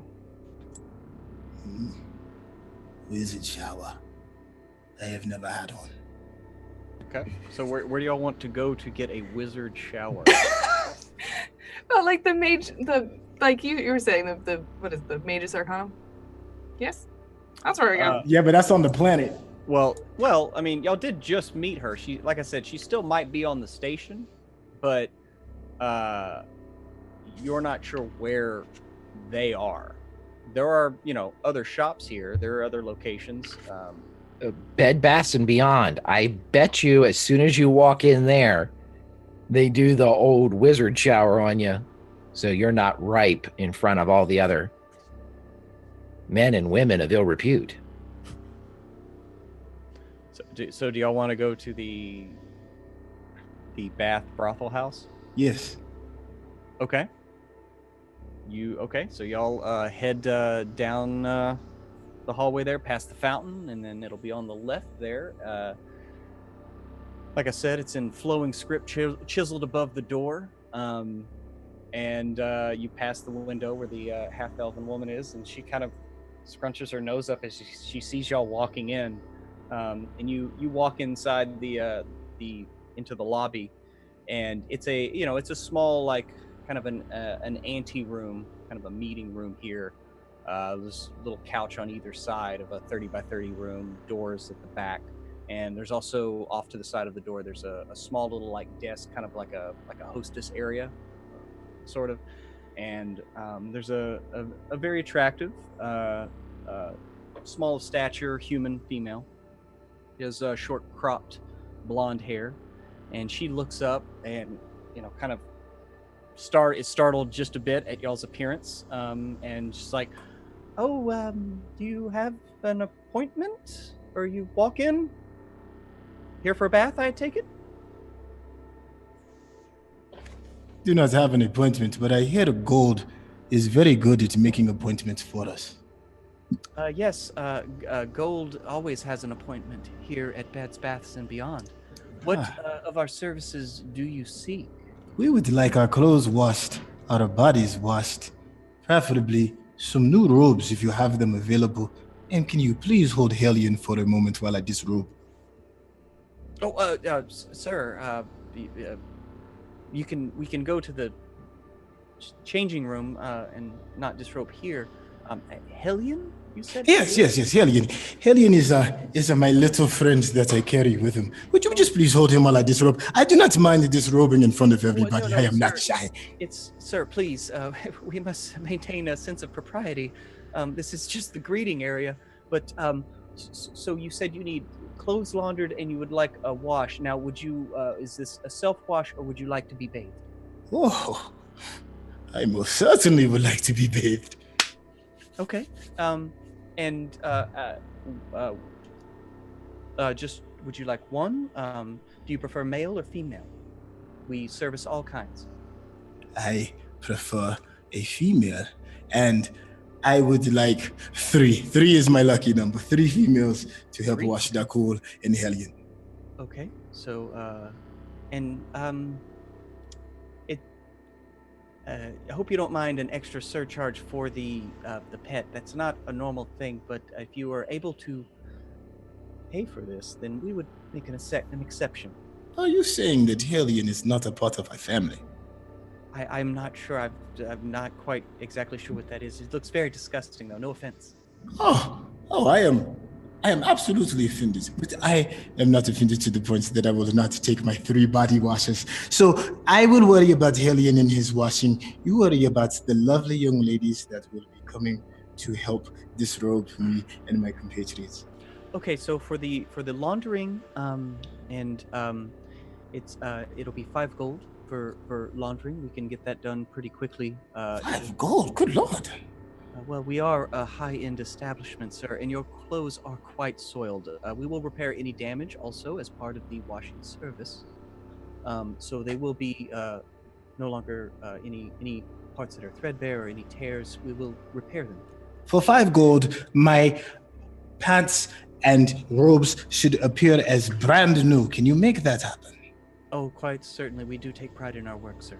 Yes. And instead of 3 extra women for Hilda, please make it 3 of your most strapping young men that you have available. Yeah, I'll take 3 more of those too, please. And then excuse me. So or like, yeah. So you would like 3 men as well, halfling? No, half and half. Wait a minute, there's 3. So I'll take 2 guys and two ladies, whichever you'd like. Mix them up, send them in. I'll be dick deep in one of those pools in there that you have. Let's go. Okay. And as y'all are saying, she's just writing down like okay.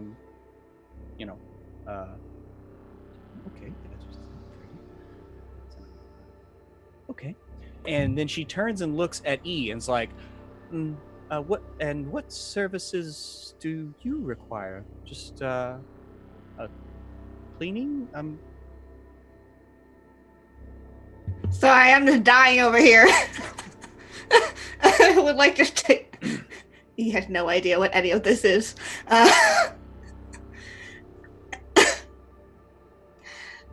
They're just gonna look around. Just be like, oh gosh, sorry. I'm trying so hard not to die. Laughter. A cleaning would be appropriate. I can do it myself. I do not see why you would need other people. Oh, well, it's a luxury to be bathed, and those that can afford it, it feels quite nice to have the work done for you. Come along with me. The more the merrier, right? See, Kenna having doubts about this. E would not. E trusts Ellery.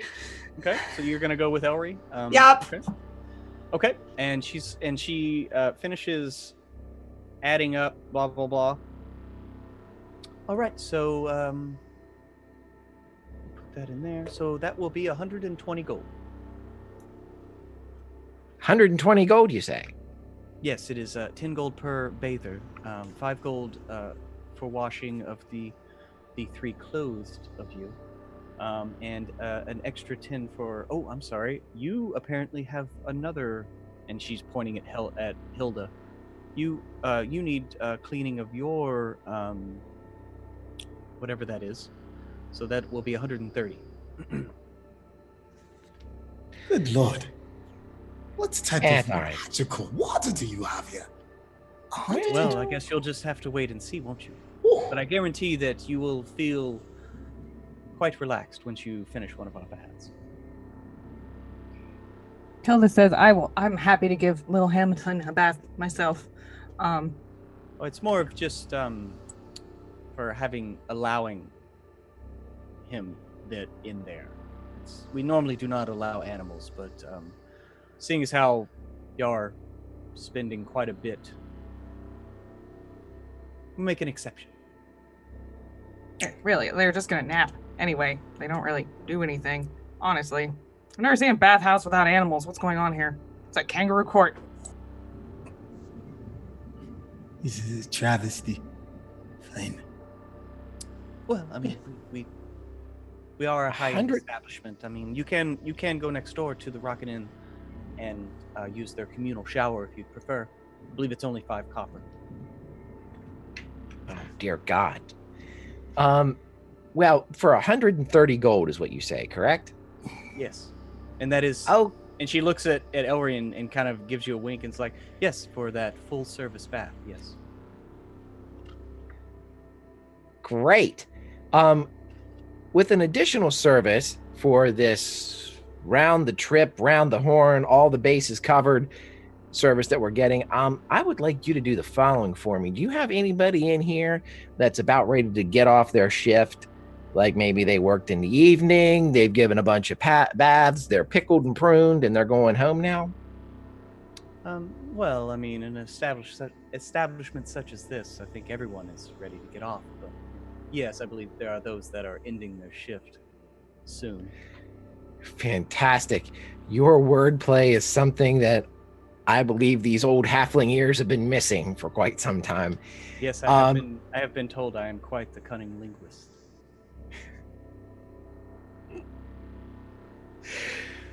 Okay, that was several runs batted in there. I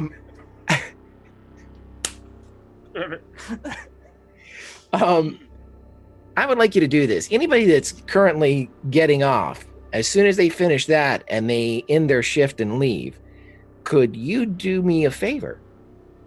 Yes. What do you require? All these people that are leaving the building, could you have them tell anybody that'll listen that a halfling, a big robot, a dwarf, and a half drow all got onto a ship and left? Pretty sure they went to Nero's 4. Yes. Sure. I can do that. Okay, and if they want to embellish about the strange size of the halfling, wink, that would also be appreciated. Yes. I believe I can do that. Yes. Is there a particular area that you would like me to have them embellish? Meaning in the station, where would you like them to go to do the embellishment? Well, it's funny that you should say that because innuendo and fact can be answered the stalking eye. So if you embellish about and in the stalking eye, that would be fantastic. I believe I catch your drift. This can be done, yes. Thank you, sir. Absolutely. And Sir. sir, Oh. ma'am, Of course. here is 150 gold. Oh, my. Good lord. Well then. I will do as you ask.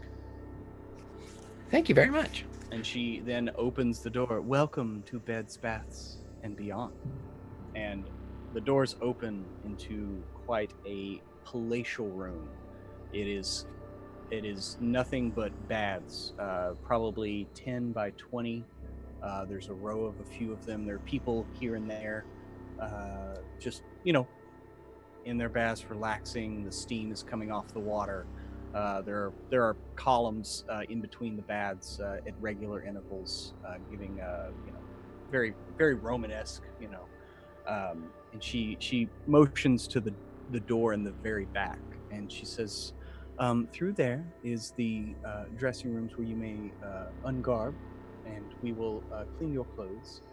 And she kind of gives Dakul a red stone, gives Elri a black stone, and gives Hilda a green. And she says, in the dressing rooms, they are unisex, so there's no distinguishing here. Through the back, you will see doors with various colors above them. Go to the corresponding color of your stone, and that it will be your private bath. And I hope you enjoy your stay.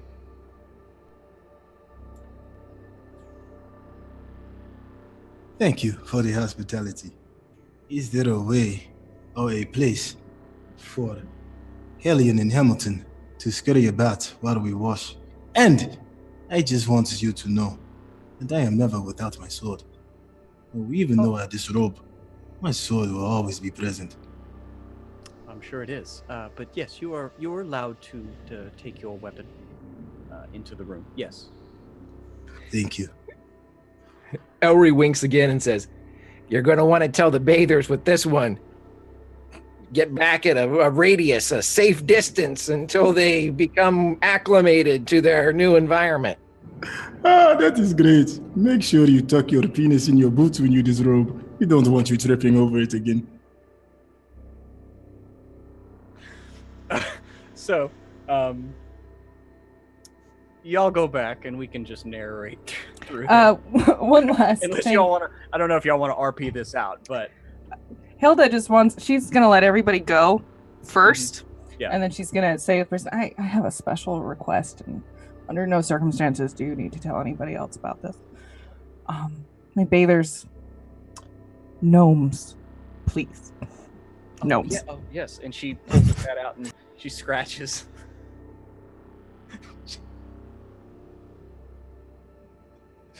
She scratches out what she had written and writes it, and she's like, "Oh yes, I will send in 3 of our best." Thank you. Do you prefer strong or docile?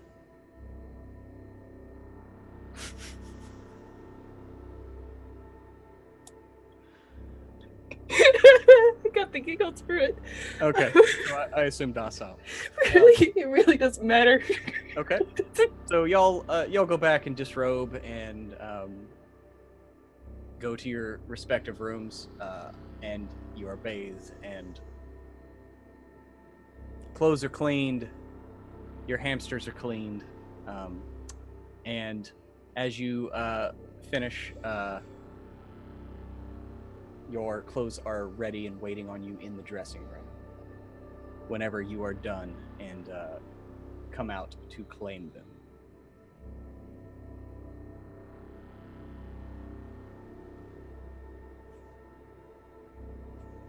I don't know how to feel about this, guys. Sorry, I was busy writing down 3 gnomish bathers, Hilda. So I'm done. that note has been taken. In that pretty journal. Oh my god. E had probably learned way too much, way too quickly during this experience. I do not know how to deal with this. And I choked on that whole gnome thing, by the way. Could you go so That was backstory from like a long time ago too. Okay. This has been a learning experience for all of us. So who returns to the dressing room first? We'll start there. I will volunteer to I will cut my bath a little bit short just to make sure Hellion is okay. Okay. Yeah, he's finished being bathed, and like I said, once he's cleaned off, he's a cute little guy. He's probably, like I said, he's about the size of a Cocker Spaniel, maybe.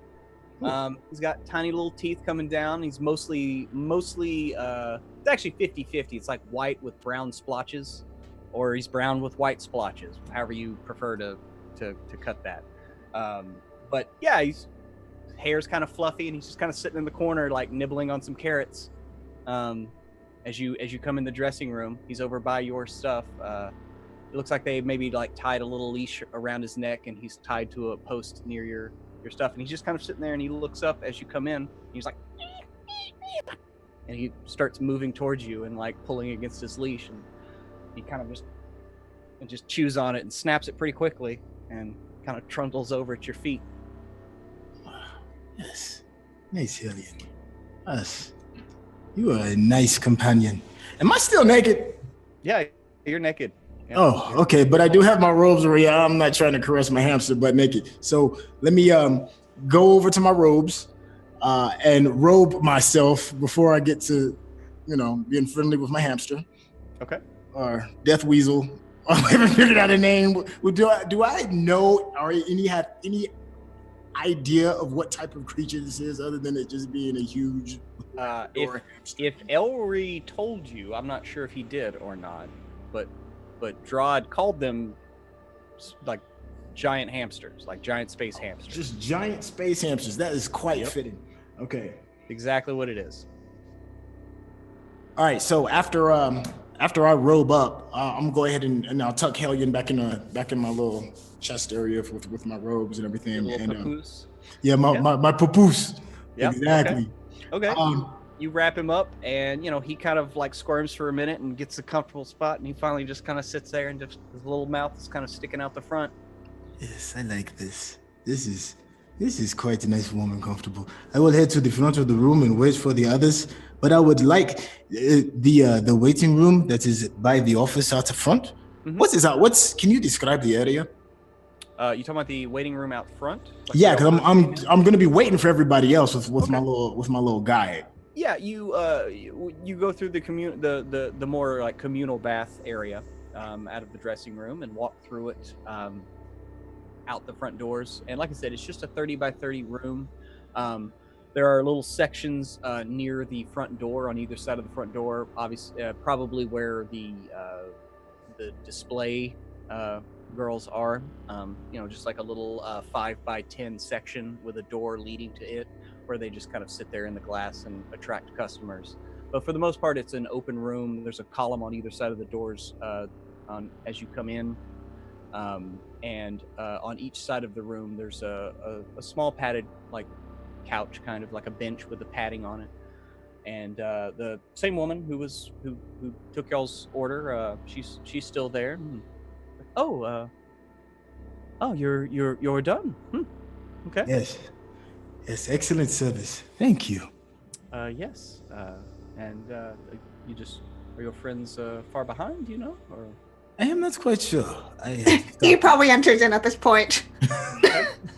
You managed to find a towel to wipe yourself down, I guess, or Yeah, just try my scalp. Okay. She may or may not have been in splash zone. Right. Yeah. Oh my god. Never mind. Yep. You just see them walking. Okay. Sure. Yeah. He walks in right behind you. She's cleaned up a little bit. And just sits down on one of the. And you said there were seats around here, and just sits down. Okay. Yeah, and just so you know, this does count as a short rest. You are definitely taking a rest. So if you regain anything to cool, I don't know if you used any of your key points, but they come back. If you got any wounds, you can heal them up. So anyway, and then all that's left is Hilda and Elry. Hilda comes out feeling completely refreshed and energized to start the rest of the day.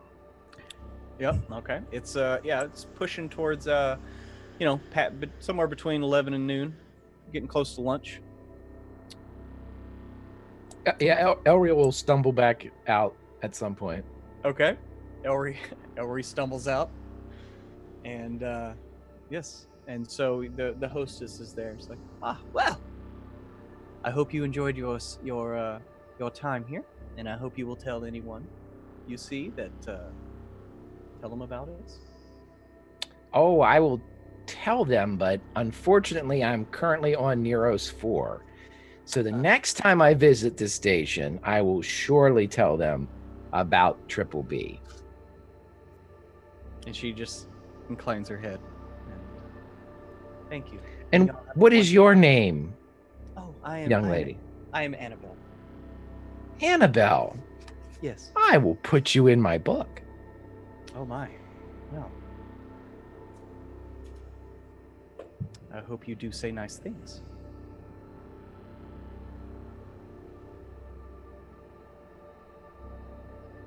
The hostess lady, she's still relatively next to me. Yeah, I mean you're just sitting here talking to her. How far is Hammer and Helm from where we are currently located? Oh, it's just up towards the food court at the intersection. You're just going to take a right, and it's just there. It will be on the left after you make that right. Just a couple of businesses down.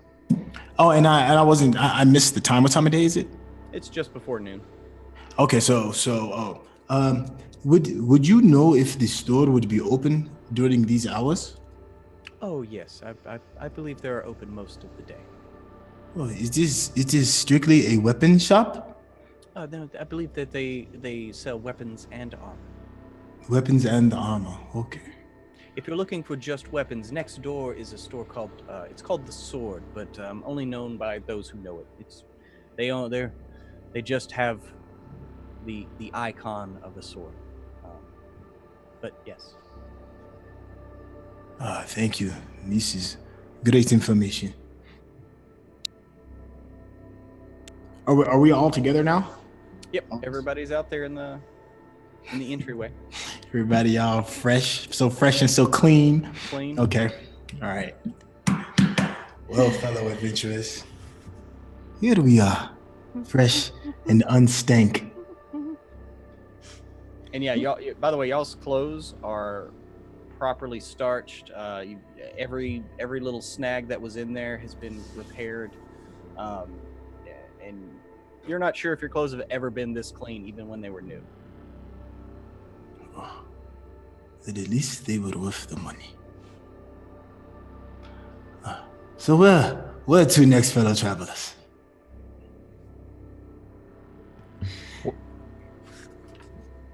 We do not have a meeting in the diplomacy offices for another hour or more.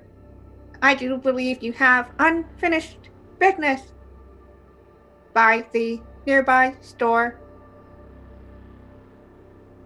I cannot think of any other businesses we must attend to in our agenda. They are very pointedly not looking at Elry.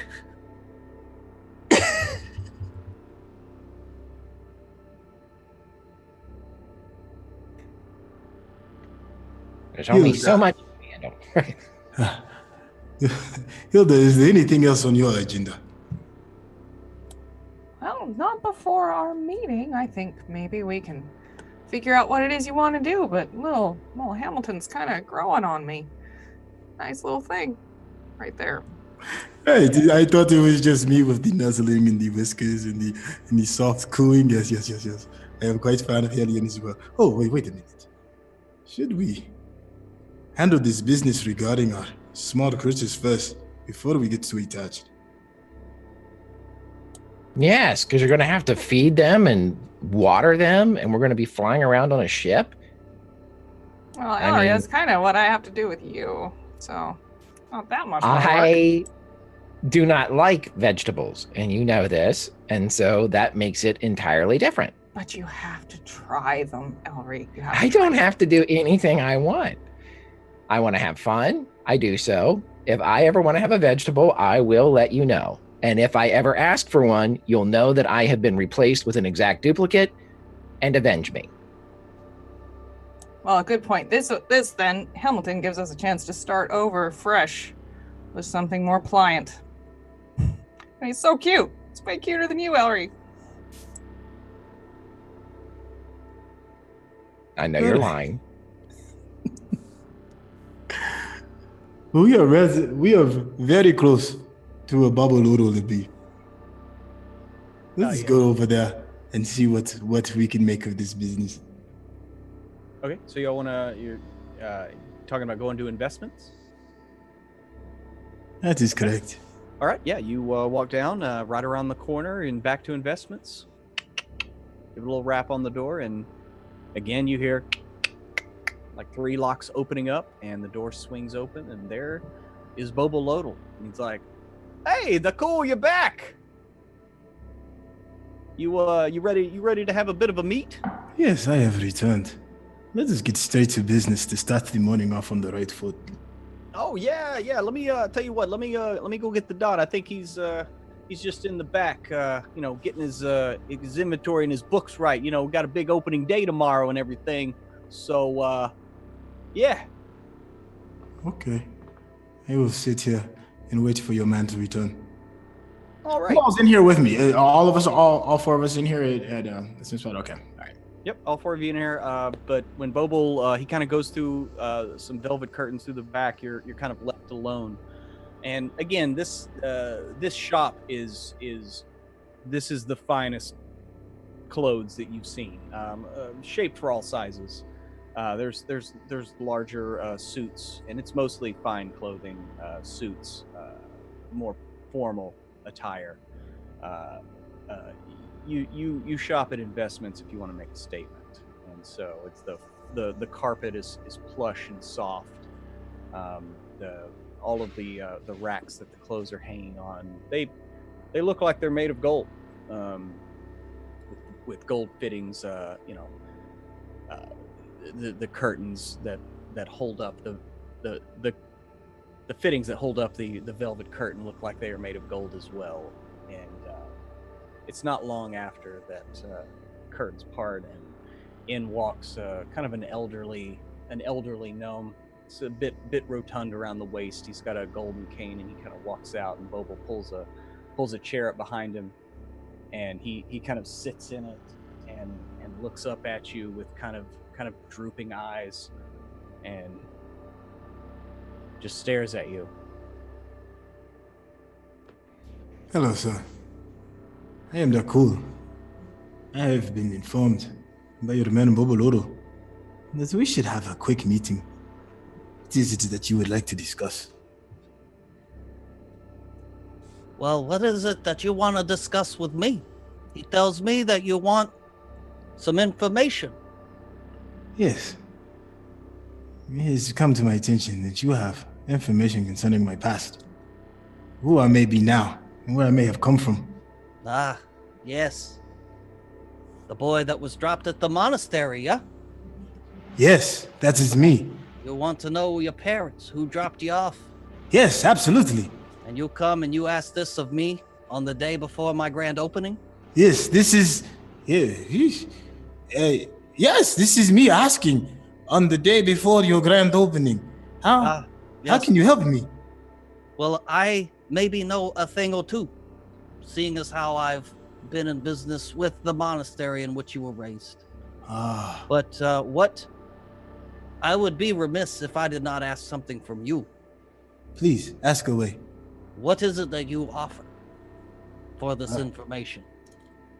Well, I offer services, potentially, depending on what it is that you are requiring of me, and possibly of our crew as well. We offer gold, depending on the price, of course, and many other additional treats that may suit your favor. Well, I think you can see, and he, as he kind of motions around, he's like, I am not really in need of gold. I have that well in hand, but a favor. That is something that, and he kind of like looks and notices in your papoose like a little furry head. It's like, do you have a hamster? Is that a, what do you have there? And you almost kind of get a little excited. This is my little friend here? Oh, this is just here. Hellion, look. Oh, make the little face that you make for me. Yes, that face right there. And I'm gonna feed him. Kind of looks out and it's like, you have in your possession a saber-toothed giant space hamster baby. Is that correct? A saber-toothed giant hamster baby. Yes, that is exactly what this is. Yes, a giant hamster saber-toothed baby. Yes. Yes, it is a giant space hamster of the saber-tooth variety, a baby thereof. Are you saying you have favor for my Hellion? Well, they are a delicacy amongst my people. A delicacy, so you want to feast upon my friend? Well, they make, if you'll pardon the pun, a great spaham sandwich. And I would like to eat them. They are the best when they are, but it is a much smaller amount, but they are so succulent, especially at that age. Oh. Ooh. Okay. And at this point, this is exactly the point where Dakul rolls up another one, because he's going to need some time to think about this and sort this out. So as he's rolling, exactly what type of information am I getting for giving away a family member? This is not just a regular space hamster. We have been through things together. We have bathed together, for Christ's sakes. That cannot have a normal price tag. What piece of information are you giving for these? Well, I did find out from your masters the location from whence you came. Your mother dropped you off that night oh so long ago. And I know this because I know things. It's kind of what I do. Oh. So, but I can tell you the name of the sphere from which you come. You know the name of the sphere? Huh. This is very good information. And all for the price of my little Hellion. Well, if that is what you're willing to give. I have one request. If I do give you my Hellion, he is family. I have never tasted space hamster before. When you decide to get ready for this delicacy, would you please give me the time that I can show up to partake in just a sample? Well, I would need to prepare it. That would take time, maybe a day or two. A day or two. So he'll be with you for a couple of days before you fry him up and serve him. Well, yes, we need to make sure that everything is prepared. We don't want to rush this sort of thing. No, please. If I do hand over my family member, I do not want his succulent flesh rushed. Exactly. And it's family for family. Think about that. You get your mother back, or at least her last known whereabouts. I will do this for you, but only if you make true of your promise to share of the feast with all of my friends. Or do you plan on staying here for a couple of days? It is quite possible. So I'm gonna look at Papoose. Hellion. Give him one last little piece of lettuce. Look into those big, doughy space hamster eyes. And he just kind of, and he looks up at you and just kind of tucks his head down into your chest. And I shall. How close? How close is our Godfather to me? He's like right in front of me. He's a few feet away. Okay. He's not right next to you. All right, I'm going to give Hellion a nice long stroke on his back. Just to let him know that he is loved and thought of. And I shall hand him over. Okay. I need you to make with the information before I change my mind. Okay, so you offer him out, and Bobo kind of steps up and takes him, and he waves his head. He kind of gives the Hellion a little scratch on the head, and he's like, "Oh, you're going to be so delicious." So you would like to know the name of the sphere? In exchange for a taste of my delicacy and my Hellion, absolutely. You reside or come from, it is known as the Hellic sphere. That is spelled Haliek, Hellic. The Hellic sphere. How far is the Hellic sphere from where we are currently residing? I have no idea. I have searched for it in every map known, and it is not known. What about the name of the village, the region, the hemisphere of this particular sphere? We need a little bit more information than just this. I know the name of the sphere. Oh. That is what she told the monks, and that is what they told me. Okay. When is the date of our feast? That I do not know for sure. It will be as long as it takes for my chef to properly prepare the little one. Usually you want to get them on a nice diet to fatten them up for the first 24 hours. And then it is oh so delicious. Oh, he is quite chubby. I believe the meat will slide off the bone quite quickly. You are making my mouth water, sir. Well, you shall find it quite easy to find a location for this feast. We are merchants and crew members of the Don Rose, and we can be found around the port. I expect your invitation quickly. Thank you for your time. Oh, that we will. We will be sending an invitation when it is time. Perhaps we should plan for maybe lunch day after tomorrow. That would be a good time. It is an excellent time. Lunch is the perfect time, right after the breakfast. Yes, we shall be here and happy to suckle on the bones of young Hellion. I do believe that it should be quite the event. It has been many years, as the Nero system is not really known for these. Where, pray tell, did you come across such a beast? I am quite fortunate to be able to see many different places with this fantastic crew. And upon our journey, we ran across young Hellion, and I have raised him since he was a pup. Oh. He's still a pup, but still, you understand what I mean. You have not had him that long. No, just been raising him on lettuce and carrots and making sure his fur is nice and washed. So, is there any other bit of business that we can discuss before we move along our way? That is it for me.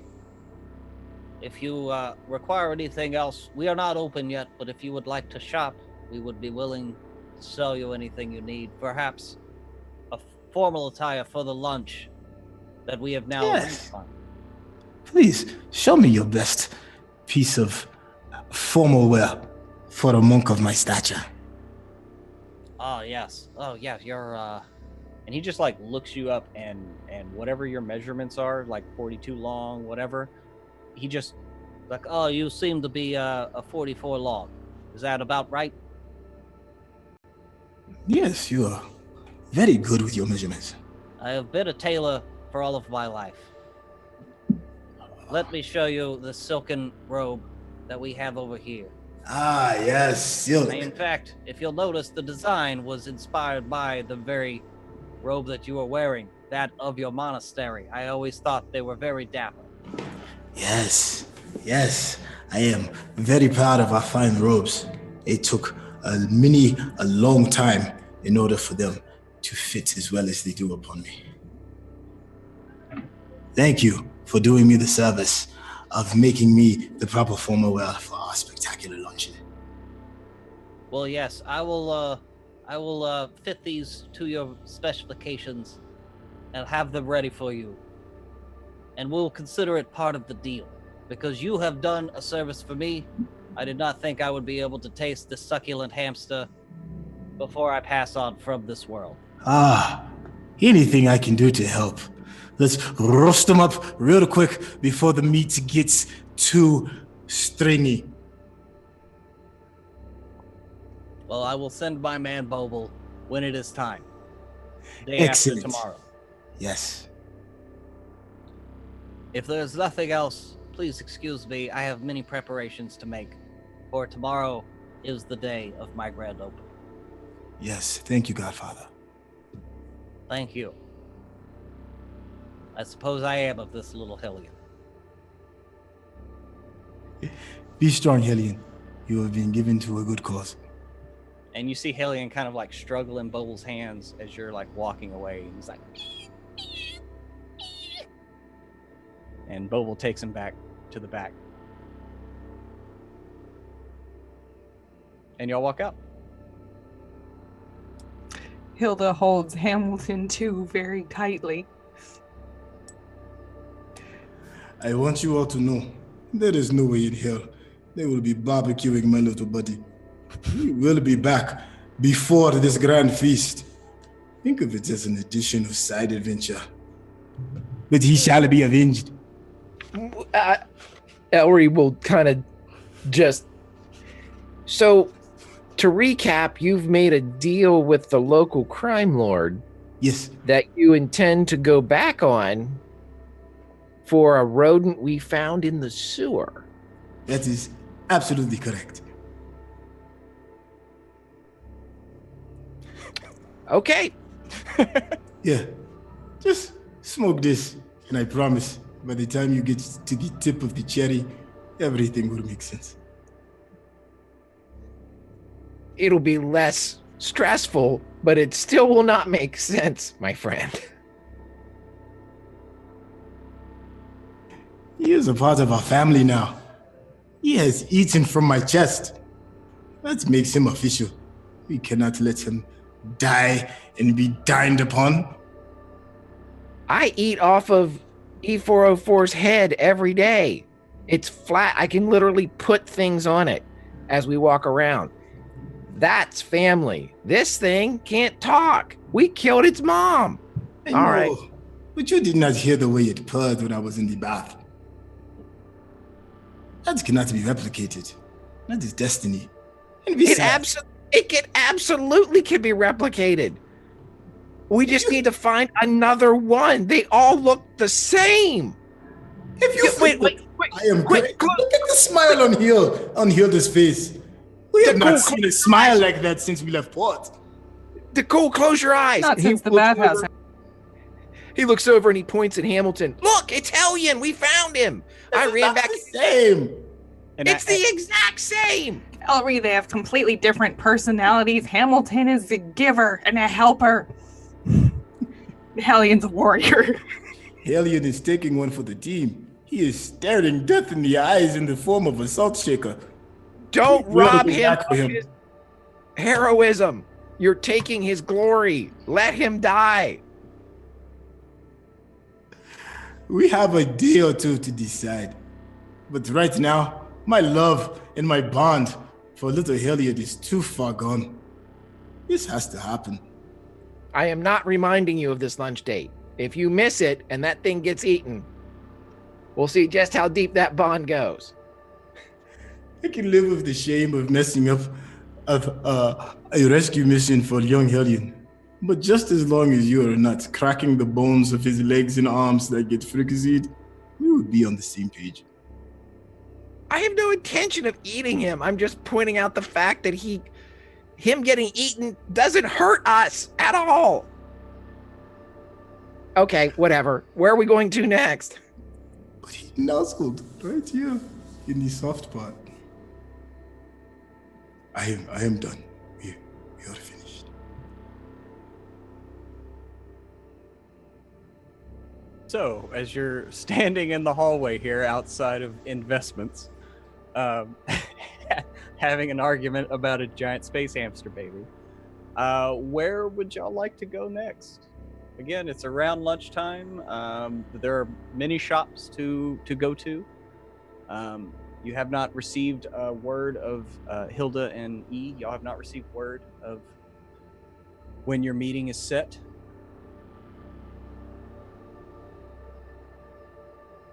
See, have you given any thought to maybe having like an outfit?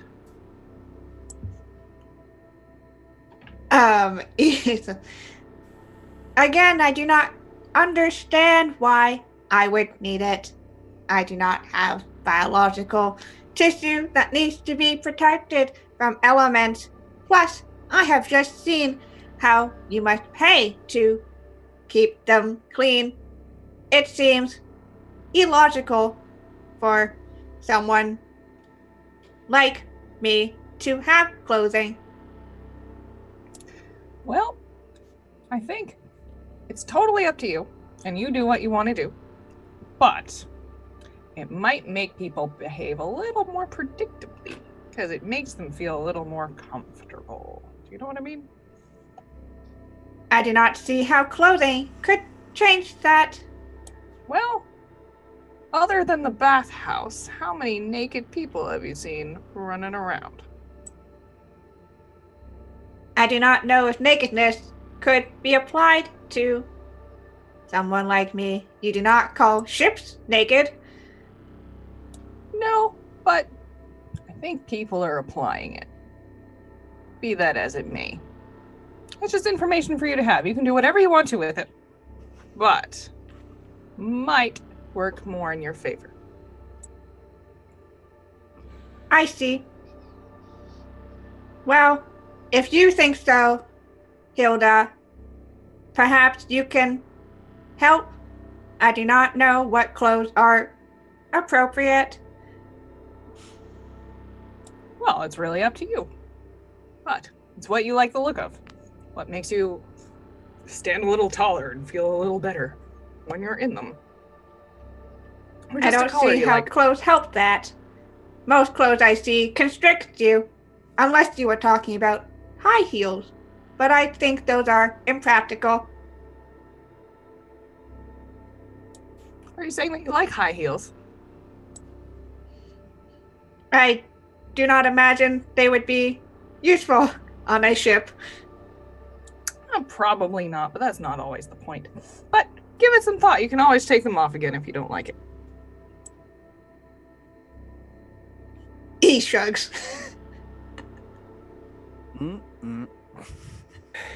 Pruitt, are there any like flower vendors around here? I ask only because it being in space, I'm not sure of the frequency or the abundance of such things.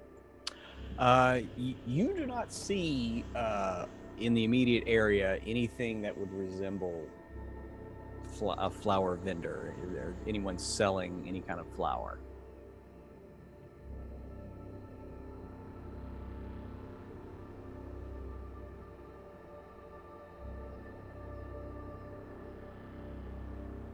Okay, Elry, then I'm assuming that there are there's plenty of stone and loose rock and things like that just from the general construction of the area. You said that it's continuing to grow. Yeah, I mean, yeah, they well, it looks like I mean, looking around, you can see where they've worked most of the wall, and it's just it looks like they're just trying to finish off the top of the walls and the ceiling. They're not working obviously on the ceiling during business hours, but they are working on patches of the wall. And there's near you, about like I said, about 100 feet up, they are working, and they do have tarps to catch any debris, but a few pieces fall through. So yeah, you can find right along the edge of the wall there, just down from the front door of investments, a few pieces of rock. Okay. What Elry will do real quick is he'll grab a small piece of like quartz or whatever they happen to have, or with the marble, whatever they're working on.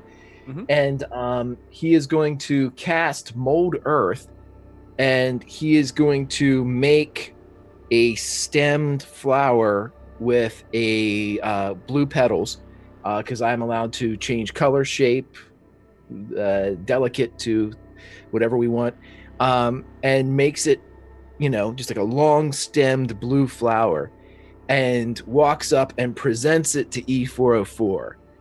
And he says, I've always found that when it comes time to pick out an outfit, start with a signature piece. And so, and he takes it and puts it right behind the spout of E404 and puts it there and molds it just a bit so it thickens and kind of locks in place by that little steam pipe, and looks back as he wraps his legs back around the shoulders and says, perfect. Now you don't have to choose. Signature piece. You are dressed. Thank you, Elry. I appreciate it.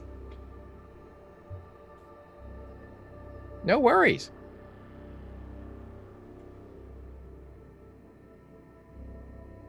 Now that we are done, what's next? Elry, E404, Hilda. We have a couple of things to do still. We still have that mystery door where the black soot is coming from. Do we have any interest in taking part in finding where this spot is? And where's me go? I'm going to guess that this is the blacksmith going down there and throwing stuff into the sewers that they're not supposed to. Well, I mean, the pipes were molded. I mean, it's not like it was like you saw other like drainage pipes. I mean, it is the sewer. So, I mean, it didn't seem out of sorts like to Hilda. Like she saw that, was like, oh yeah, that's just looks like a drainage pipe. Yeah, where's it gonna go?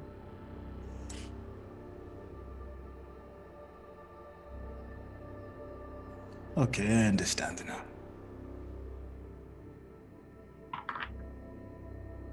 I still think there's something fishy about the space hamster killing the guy, because I'm not real sure what Hamilton 1 was doing down there, but he kind of wandered a little too far. You think that would be sort of odd for him to be that deep, but we were paid in liquor, so if they want to up that money to be like, dotting every I and crossing every T, cool, but we don't have to do it now.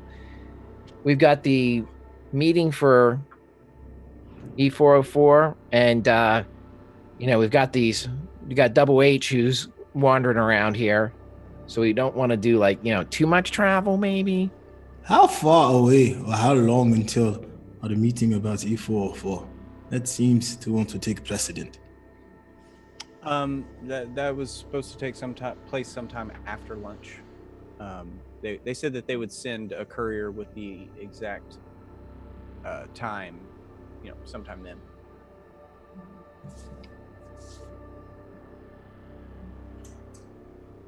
All right. So would y'all like to do some shopping? Go get a bite to eat? The rock is your oyster. Huh. Hilda has one item on her list, and What's she that? might. She wants some plate mail. Oh, you want some plate mail? Just don't feel right without it. I would not Well- be too amiss to find a nice person to make me a better blade. Well, right across from where y'all are right here next to the front door of investments, since you said you never went anywhere, like literally across the hallway is both the Hammer and Helm, and next door is the shop called The Sword. Hammer and Helm, you see it in very bold, all caps like lettering, and the sword is literally just a carving of a sword in the wall right above the door. They said the Hammer and Helm was more like the everybody goes there, and the Sword is the place that only people that know about it go to it. I always like special places. I But, like but to they feel did- special too. They did say that the sword only sells weapons, though, whereas Hammer and Helm, it sells weapons and armor. I have an interest in the sword, and whoever would like to come with me is welcome.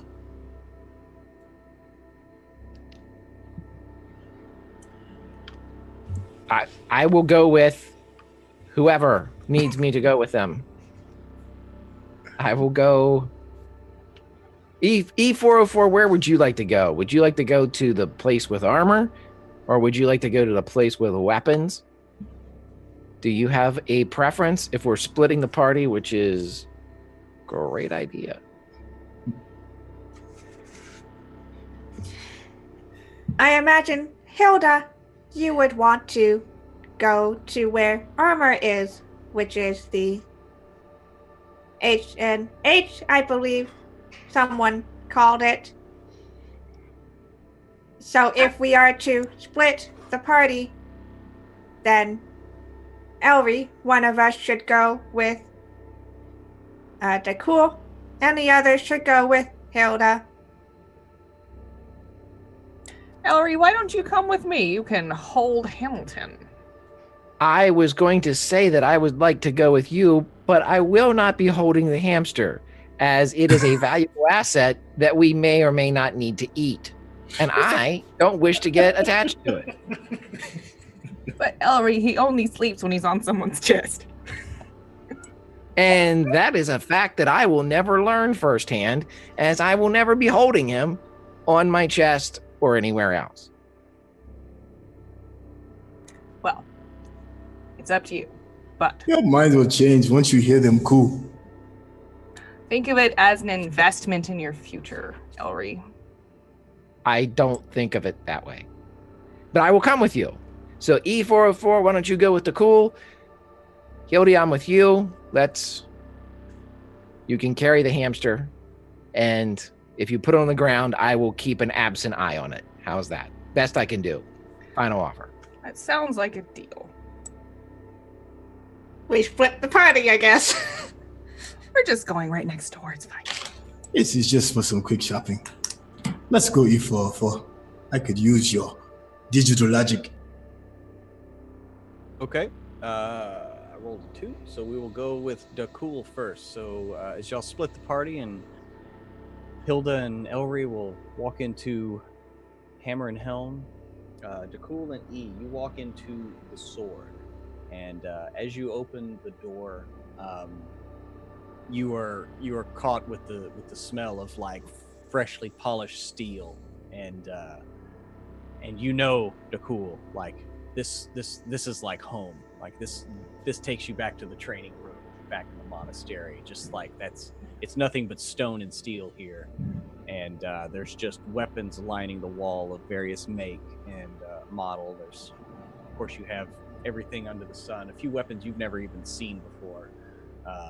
Various glaives, pikes, spears. There's entire rack of various long swords of different make, with different kinds of handles and pommels and cross pieces. And about midway back, it's kind of a long, narrow shop. It goes maybe like 50 feet back. It's only about, the shop itself is only about 20 feet wide. Like I said, it's very narrow.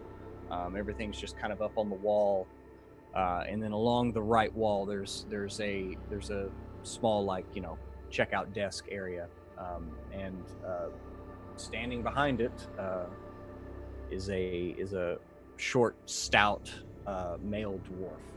And as you walk in, it's like, "Welcome to the Sword. Name's Connor." Ah, yes, I love my dwarven counterparts. That's when Dako's going to grab his sword and pull it out, slam it on the ground. Well, not on the ground, but on the table in front of him, and proudly, This sword has been refined and made by some of the best blacksmiths in this area. Do you have anything that is worthy of its competition? "Oh, yeah, I see here." He kind of picks it up, and you see him flip it over, and he's obviously very well practiced with the sword, like in just the way he picks it up, flips it around, holds it down his arm, looks down the blade, kind of goes through a bit of emotion here, even in this cramped space. Don't know if you react to it, but he's just kind of goes through. That's pretty well balanced. It's dwarven hand, yes? Made this? Absolutely. Can't you tell just by the craftsmanship? Yep. Humans, they haven't quite figured it out just yet, no matter how much we teach them. But yeah, it's been folded. Yeah, it's dwarf, definitely. That's been folded at least 100 times. Yes. I am not saying I'm necessarily ready to part ways with this sword, but I am looking to find its brother or sister. Well, Or we don't. if you have the skills to make what is already amazing spectacular. That's exactly what I have. That's why I do this. I could do both. I only have one. This isn't that popular of a style, this curved blade. Most people like something a little straighter so they can both slash and stab a little easier through the plate, But yeah, I have a curved blade, much like this. He kind of goes out from behind, walks down the line of swords, and he brings out a katana. You recognize it.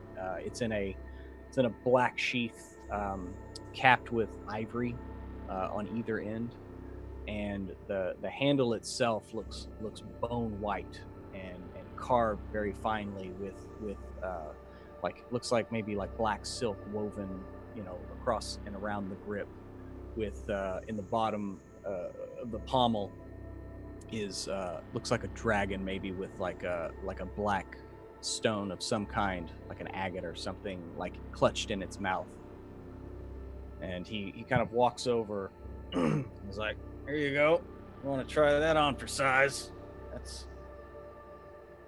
That's the best I got of that style."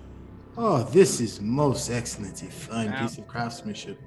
I'm proud of it. Now, just so you know, it doesn't have an enchantment on it or anything, but it's very finely crafted. And what are you asking for such a fine piece of work? Well, and do you actually unsheath it? yes, absolutely. Okay. Yeah, you pop it out of its sheath, and you can tell, like, this sword has also been silvered. Like, has a fine coat of silver all the way down it. It kind of reflects the light in the shop itself. It's like, oh well, probably part with that for time and effort, silver. Yeah, I could part with that for about 200. I'd be doing you a deal. 200. You are referring to copper pieces, correct? I kid. It is just a friendly joke between two men who love swords. You one of them bards, huh? Is there anything that I can do or trade out or anything you were looking for to reduce the price any? Huh? Well, I mean, you could trade in this sword and cut down the price quite a bit. Oh, this sword was handed down by very important people among my monastery. It is one of a kind. Let's see. So you said 200 gold pieces, correct? Yep, that's right. I believe I can make that happen. Yeah. So, quick question, DM. As far as us breaking up the money that we had from our first voyage and the selling of the ship. Yeah. Do I need to go back and consult with my shipmates on this purchase, or you know, because we didn't really talk about who was holding the money. I'm just on E44 got all the money, right? Okay. Yeah. All right. That's the money. Yeah. All right. My bad. I just want to make sure I'm on the same page. All right. And no, y'all did not discuss the split. I mean, technically, you did commandeer the ship, Right. but Okay. All right. Well, since I'm not holding anything and E44 is officially our bank, I am going to tell this fine gentleman to please be patient for a moment while I get the necessary funds. And in the meantime, think about what goods and or services that may bring that $200 gold price down. He quickly grabs the sword that he had showed him, puts it back on him, and turns and heads for the door and starts looking for E404. He's right there. oh no, she went. Oh, you're right there. You're right there. She's literally standing here. You turn around and you almost bump into her. This is some of the benefits of the good herbal. You just surrounded my friends at all time. E404, please make with the golden cash. Yeah. Quick. It will be like, I still do not understand why you use that plant. It messes with your judgment. They will open up the torso compartment they have, which have been storing the bag of holding of gold. And they will very methodically count out what needs to be. Yes, it is 200. And we will have to have a discussion with the rest of the members of our flock about me spending 200 gold pieces on a sword, which I am quite sure Elry will not be quite fond of. We are already saving a hamster. So yeah, so I'm gonna keep mine for now, just for nostalgic sake, and then hand over the 200 gold pieces to our blacksmith. Okay. You count out even after. No, yeah, even he after does count it out like the old lady at the grocery store. And as you do, he's like taking the pile and counting it himself. And you get done with 200. He gets done with 200 a minute later, and he's like, all right, pleasure doing business with you. And he bites one of the gold. He kind of shoves it into a strong box. Now, if there's anything else, I could silver that one for you. It'd be a few days, but one for now is good until I explain to the rest of my comrades why I have spent 200 gold pieces. All right. You 404 right in the face. Be like, Elry is going to kick my ass. You made the choice. That cool. Yes, I did. Woo! Who got a new sword? This guy. Got a new sword there. All right, so we're gonna go back across or to the next door, and into the Hammer and Helm as Hilda and Elry walk in. This place is a little bit warmer than outside, and the second you open the door, you hear the sound of hammering coming from deeper within the store. Along each wall, there's various suits of scale mail and chain mail and all different kinds of metal armors. You even see some studded leather, very fine studded leather, working over to the side. Behind the table, there's a table there. It's not really a desk. It's more of just a low table. So there's just various ledgers strewn out. There's a dwarf there. He's looks like he's going over some books and doesn't really, with the sound of the hammering and everything, didn't hear you come in. Okay, I'm just gonna walk up to him, stare him down a little bit. He doesn't notice. Oh, hey, hello. And he kind of like looks you up and down, Hilda. He's like, hello. And he straightens himself up and wipes some soot, like takes a handkerchief to wipe some soot off of his forehead and ends up wiping more soot on his forehead. And he's like, I'm Hammond Lamont. How can I help you, ma'am? Nice to meet you, Mr. Lamont. I'm in the market for some plate mail. Something good. You see his bushy eyebrows raise up, like, plate mail? Plate mail? Well, you bit of a fighter, I see. A little bit. Now, keep in mind, it needs to be some excellent plate mail. The welds on this need to be exquisite. It's going to be getting hot regularly.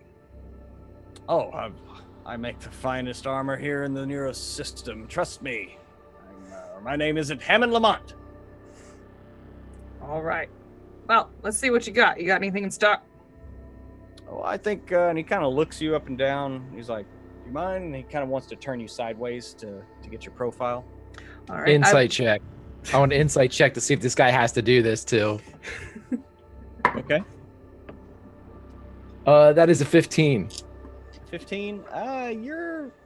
Elry, you think this guy might be a little smitten, and might just be doing this just to have a chance to be a little closer.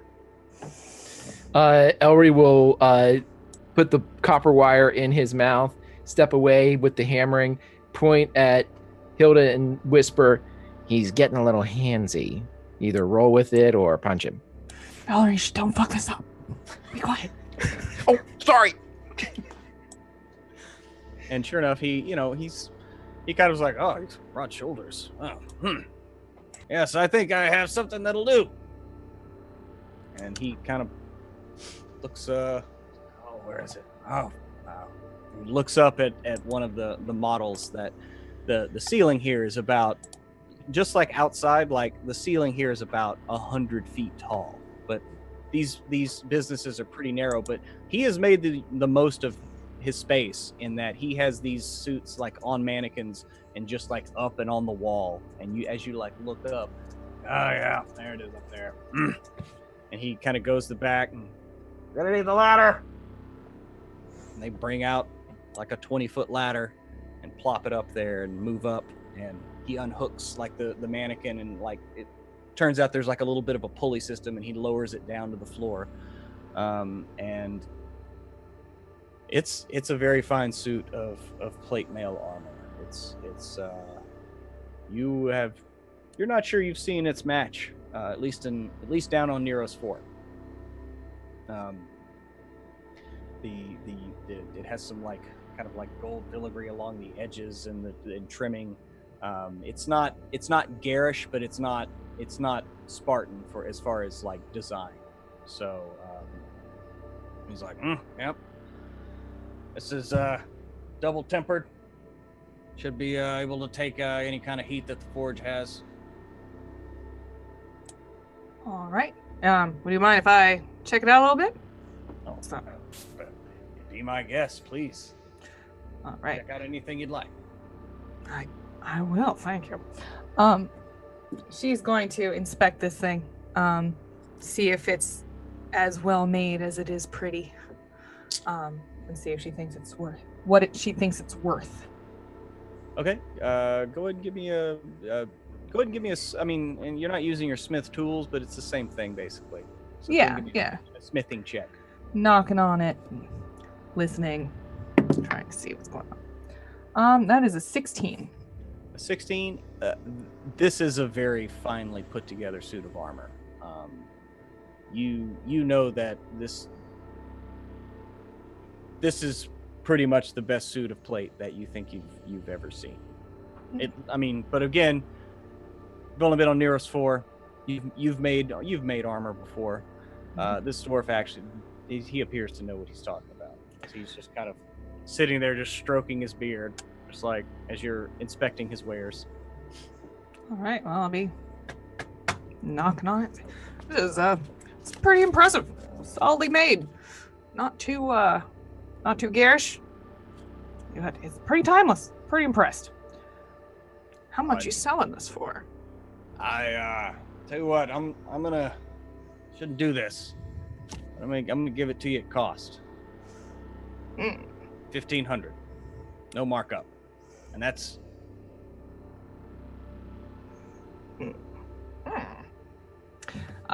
insight check about whether or not that's actually at cost.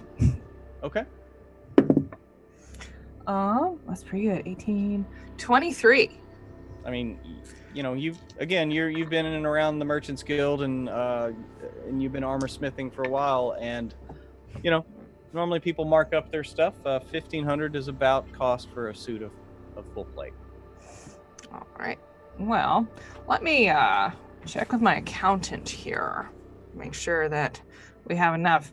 I don't know if I mentioned, I'm the captain of a ship now, and need something to make me look pretty and authoritative. So, Ellery, get on over here. Yes, Captain. He runs over. What do you think of this one? Fantastic. I've never seen its like. The armor's good too. Yeah, I know. Here, check out the filigree. It's quite impressive. It costs 1,500. Can't remember if I have that much of a share. I think I do. Yeah. Yeah. You're the captain. You are the captain. I am the captain. Yes. All right. Well, I think I will take it. And she gets her one of her many hidden flasks out and hands it to him. Hands it to the armorer. Oh, he takes a pop off it. You seal deals the old way. I like that. Of course. He takes a swig and hands it back. All right, I give it to Ellery. Oh. Don't go crazy now. He almost died yesterday with that. Twice. Would it make sense for our Warforged piggy bank to have gotten here at this point? Yeah, it's about that time that you and Dakula Okay. finish your business, and the front door kind of, a little bell rings as y'all walk in. Yeah. All right. I've got a new sword. I got new armor.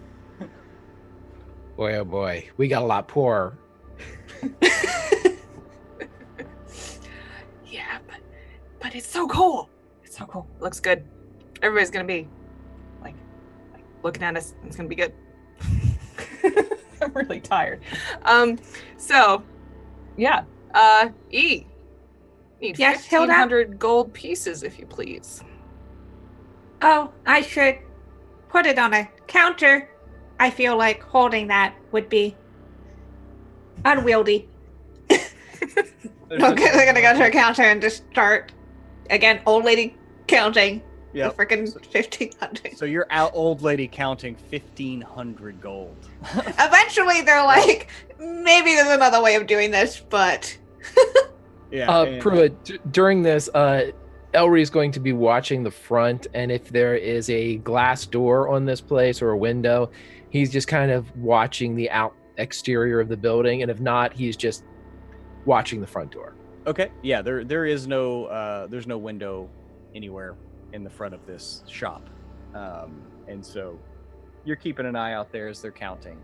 And, you know, right around the time that E gets to like just past 1,000, the front door opens and the assistant that helped y'all earlier at the diplomat's office like pops her head in, it's like, and comes in, and she comes up to Hilda, and it's like, the mistress, Ambassador Syl, wanted me to give you this, and she hands you a small piece of parchment. Thank you very much. And as you're finishing up counting, and he's going ahead, and he's like, oh, you want to go ahead and put the armor on, yeah? Yeah, sure. Let's start to get this fitted out a little bit. Yeah, and he's helping you fit that, and you look at the note as you're being fitted for your new armor that you're paying for, and it just says, please meet me at 2 p.m., just a few hours after lunch, and we will get this business settled. And with that, we will settle our business next week as we come to the end of this adventure, and shopping spree, murder spree, shopping spree, all the sprees. So anyway, that's going to bring us to the end of the show, and I hope everyone had a good time. Let's go around to cast and crew and see how everyone liked it. We're going to go in reverse order. First off, with the birthday man who had a birthday yesterday, Greg. Birthday boy! Happy birthday there. Thank you. How'd you like yourself? And tell us where they can find you.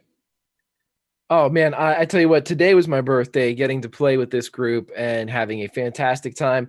I love just general D&D life because you can always find such fun things to do and craziness to get in and space hamsters. And I'm still not over the Beholder bartender. The whole play. I just love everything that's going on about this. Chat, you were great tonight. All these players are great tonight. Pruitt, you were great tonight. Everyone was great tonight. Grimjack21502 on the Twitches and the Twitters. You can find me here, obviously, every Tuesday. You can find me tomorrow playing with Pruitt on Encounter Roleplay. I think tomorrow we have a Q&A session, but normally you can find us from 1 to 4 doing a little Call of Cthulhu action. Speaking of which, you can find me on my own channel, Grimjack21502, doing Pulp Cthulhu on Sundays from 7 to 9. And later on, actually at the beginning of May, we will be starting Firefly, the role-playing game on my channel. Great cast. It should be super duper fun. A lot of other fun things coming. Conan and another Pulp Cthulhu show down the pipe. But this is where it's at. Come back here and enjoy us. I enjoy it in the stars. See you guys next week. Awesome. Kiana, taking it over to you. That was so much fun. God, I don't think I have fallen out of my chair laughing 3 times in a very long time. Yeah, it's hard to explain what the session was. It was very educational about what this party was. And also, E learned probably too much today.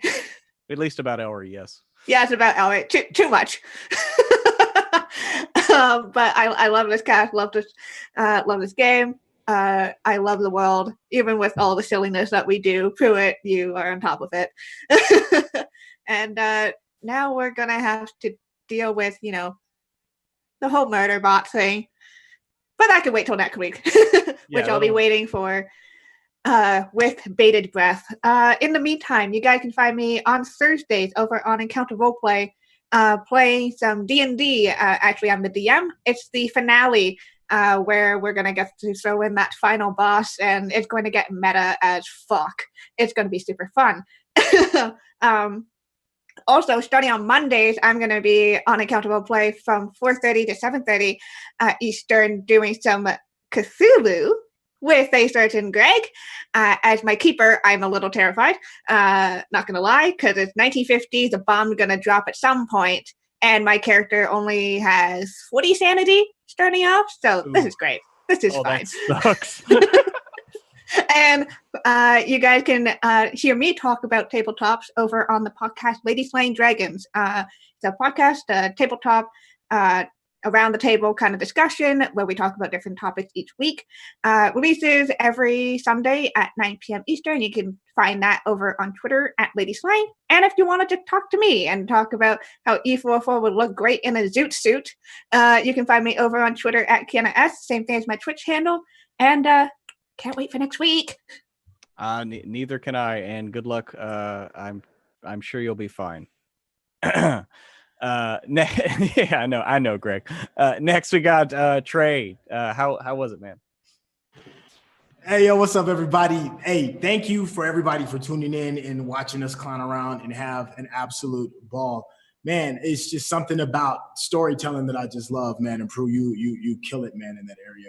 What a great segue into the next week, man. We're dealing with killer hamsters, finding our inner father figure and mother figure by taking care of them, and in the meantime selling them for stew meat. You know, it's just what goes down in this world. You know, and now we're kicking back buying stuff like we're a Kardashian or something, man. But the one thing I do want everybody to remember is that we are going to free Hellion. All right. So I'm gonna go ahead and get that hashtag started, freehellion.com. It's your boy, Trey Murphy. Big shout outs to Lights Camera Discover, my nonprofit foundation. If you're interested in having kids in your general area learn the filmmaking process and the importance of storytelling, which is pretty much all this is, the importance of storytelling, check us out at lightscameradiscover.com. You can hit me up real easily on the Twitterverse. It says Sintel, at Sintel, and is the exact same thing as SYNTELL on my Instagram as well. Man, thank everybody for keeping it moving, keeping it funny, keeping it good, and most importantly, keeping it interesting. Wow. Awesome. Yes, interesting is an understatement for tonight. Tonight was quite entertaining. And last but not least, Emma, how are you doing after that emotional roller coaster? I'm doing good. I've wiped the tears from my eyes multiple times, and I have not lost my shit this much since one of the last times we played our evil campaign together, and that seems like where we're going, and that makes me so happy. Maybe not. But yes, that was wonderful. There are not that many ways that you can get the sillies this much with a bunch of adults without any psychoactive substances than D&D. This is one of those great times. I am reeling over how to recap this on social media. And I say that because I am the communications director for WebDM. So you can check me out on Twitter at SusieKing85 or at WebDM Show. That is the way to get in touch with us in a professional capacity, and I'll probably answer you first. So please check us out, and I can't wait for next week. This was great. I'm going to be processing this for a while. Most definitely. Also, just want to give a couple of shout outs to the artists for our character art, and a lot of the stuff you're seeing, like the drawings of the indoor and the map of the rock there. That's my friend Alexa Bonner. That's at Alexa. That's Alexa with an H _art. And also want to give a shout out to Brandon, our producer, the guy behind the scenes, flipping the switches, making the music, changing the scenery. You can hit him up on Twitter at War Eagle Keep. And I just want to thank everyone for watching. If you still have your Prime sub for April, go ahead and send it that way if you're having fun. It helps us pay the artists and producers that just mentioned. Also, if you want more WebDM in your life, and who doesn't, you probably should know that we have our videos on Wednesday, but we also have a Patreon where you can get a Monday Q&A video that we do, just a short little like, hey, this is a quick question to answer. We also have a Friday podcast.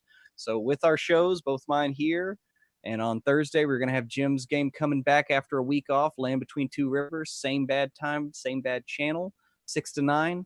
That's WebDM 5 days a week, and who wouldn't want that? So go ahead and check out patreon.com/WebDM. or / excuse me, and check that out. And until next week, may the dice ever roll in your favor.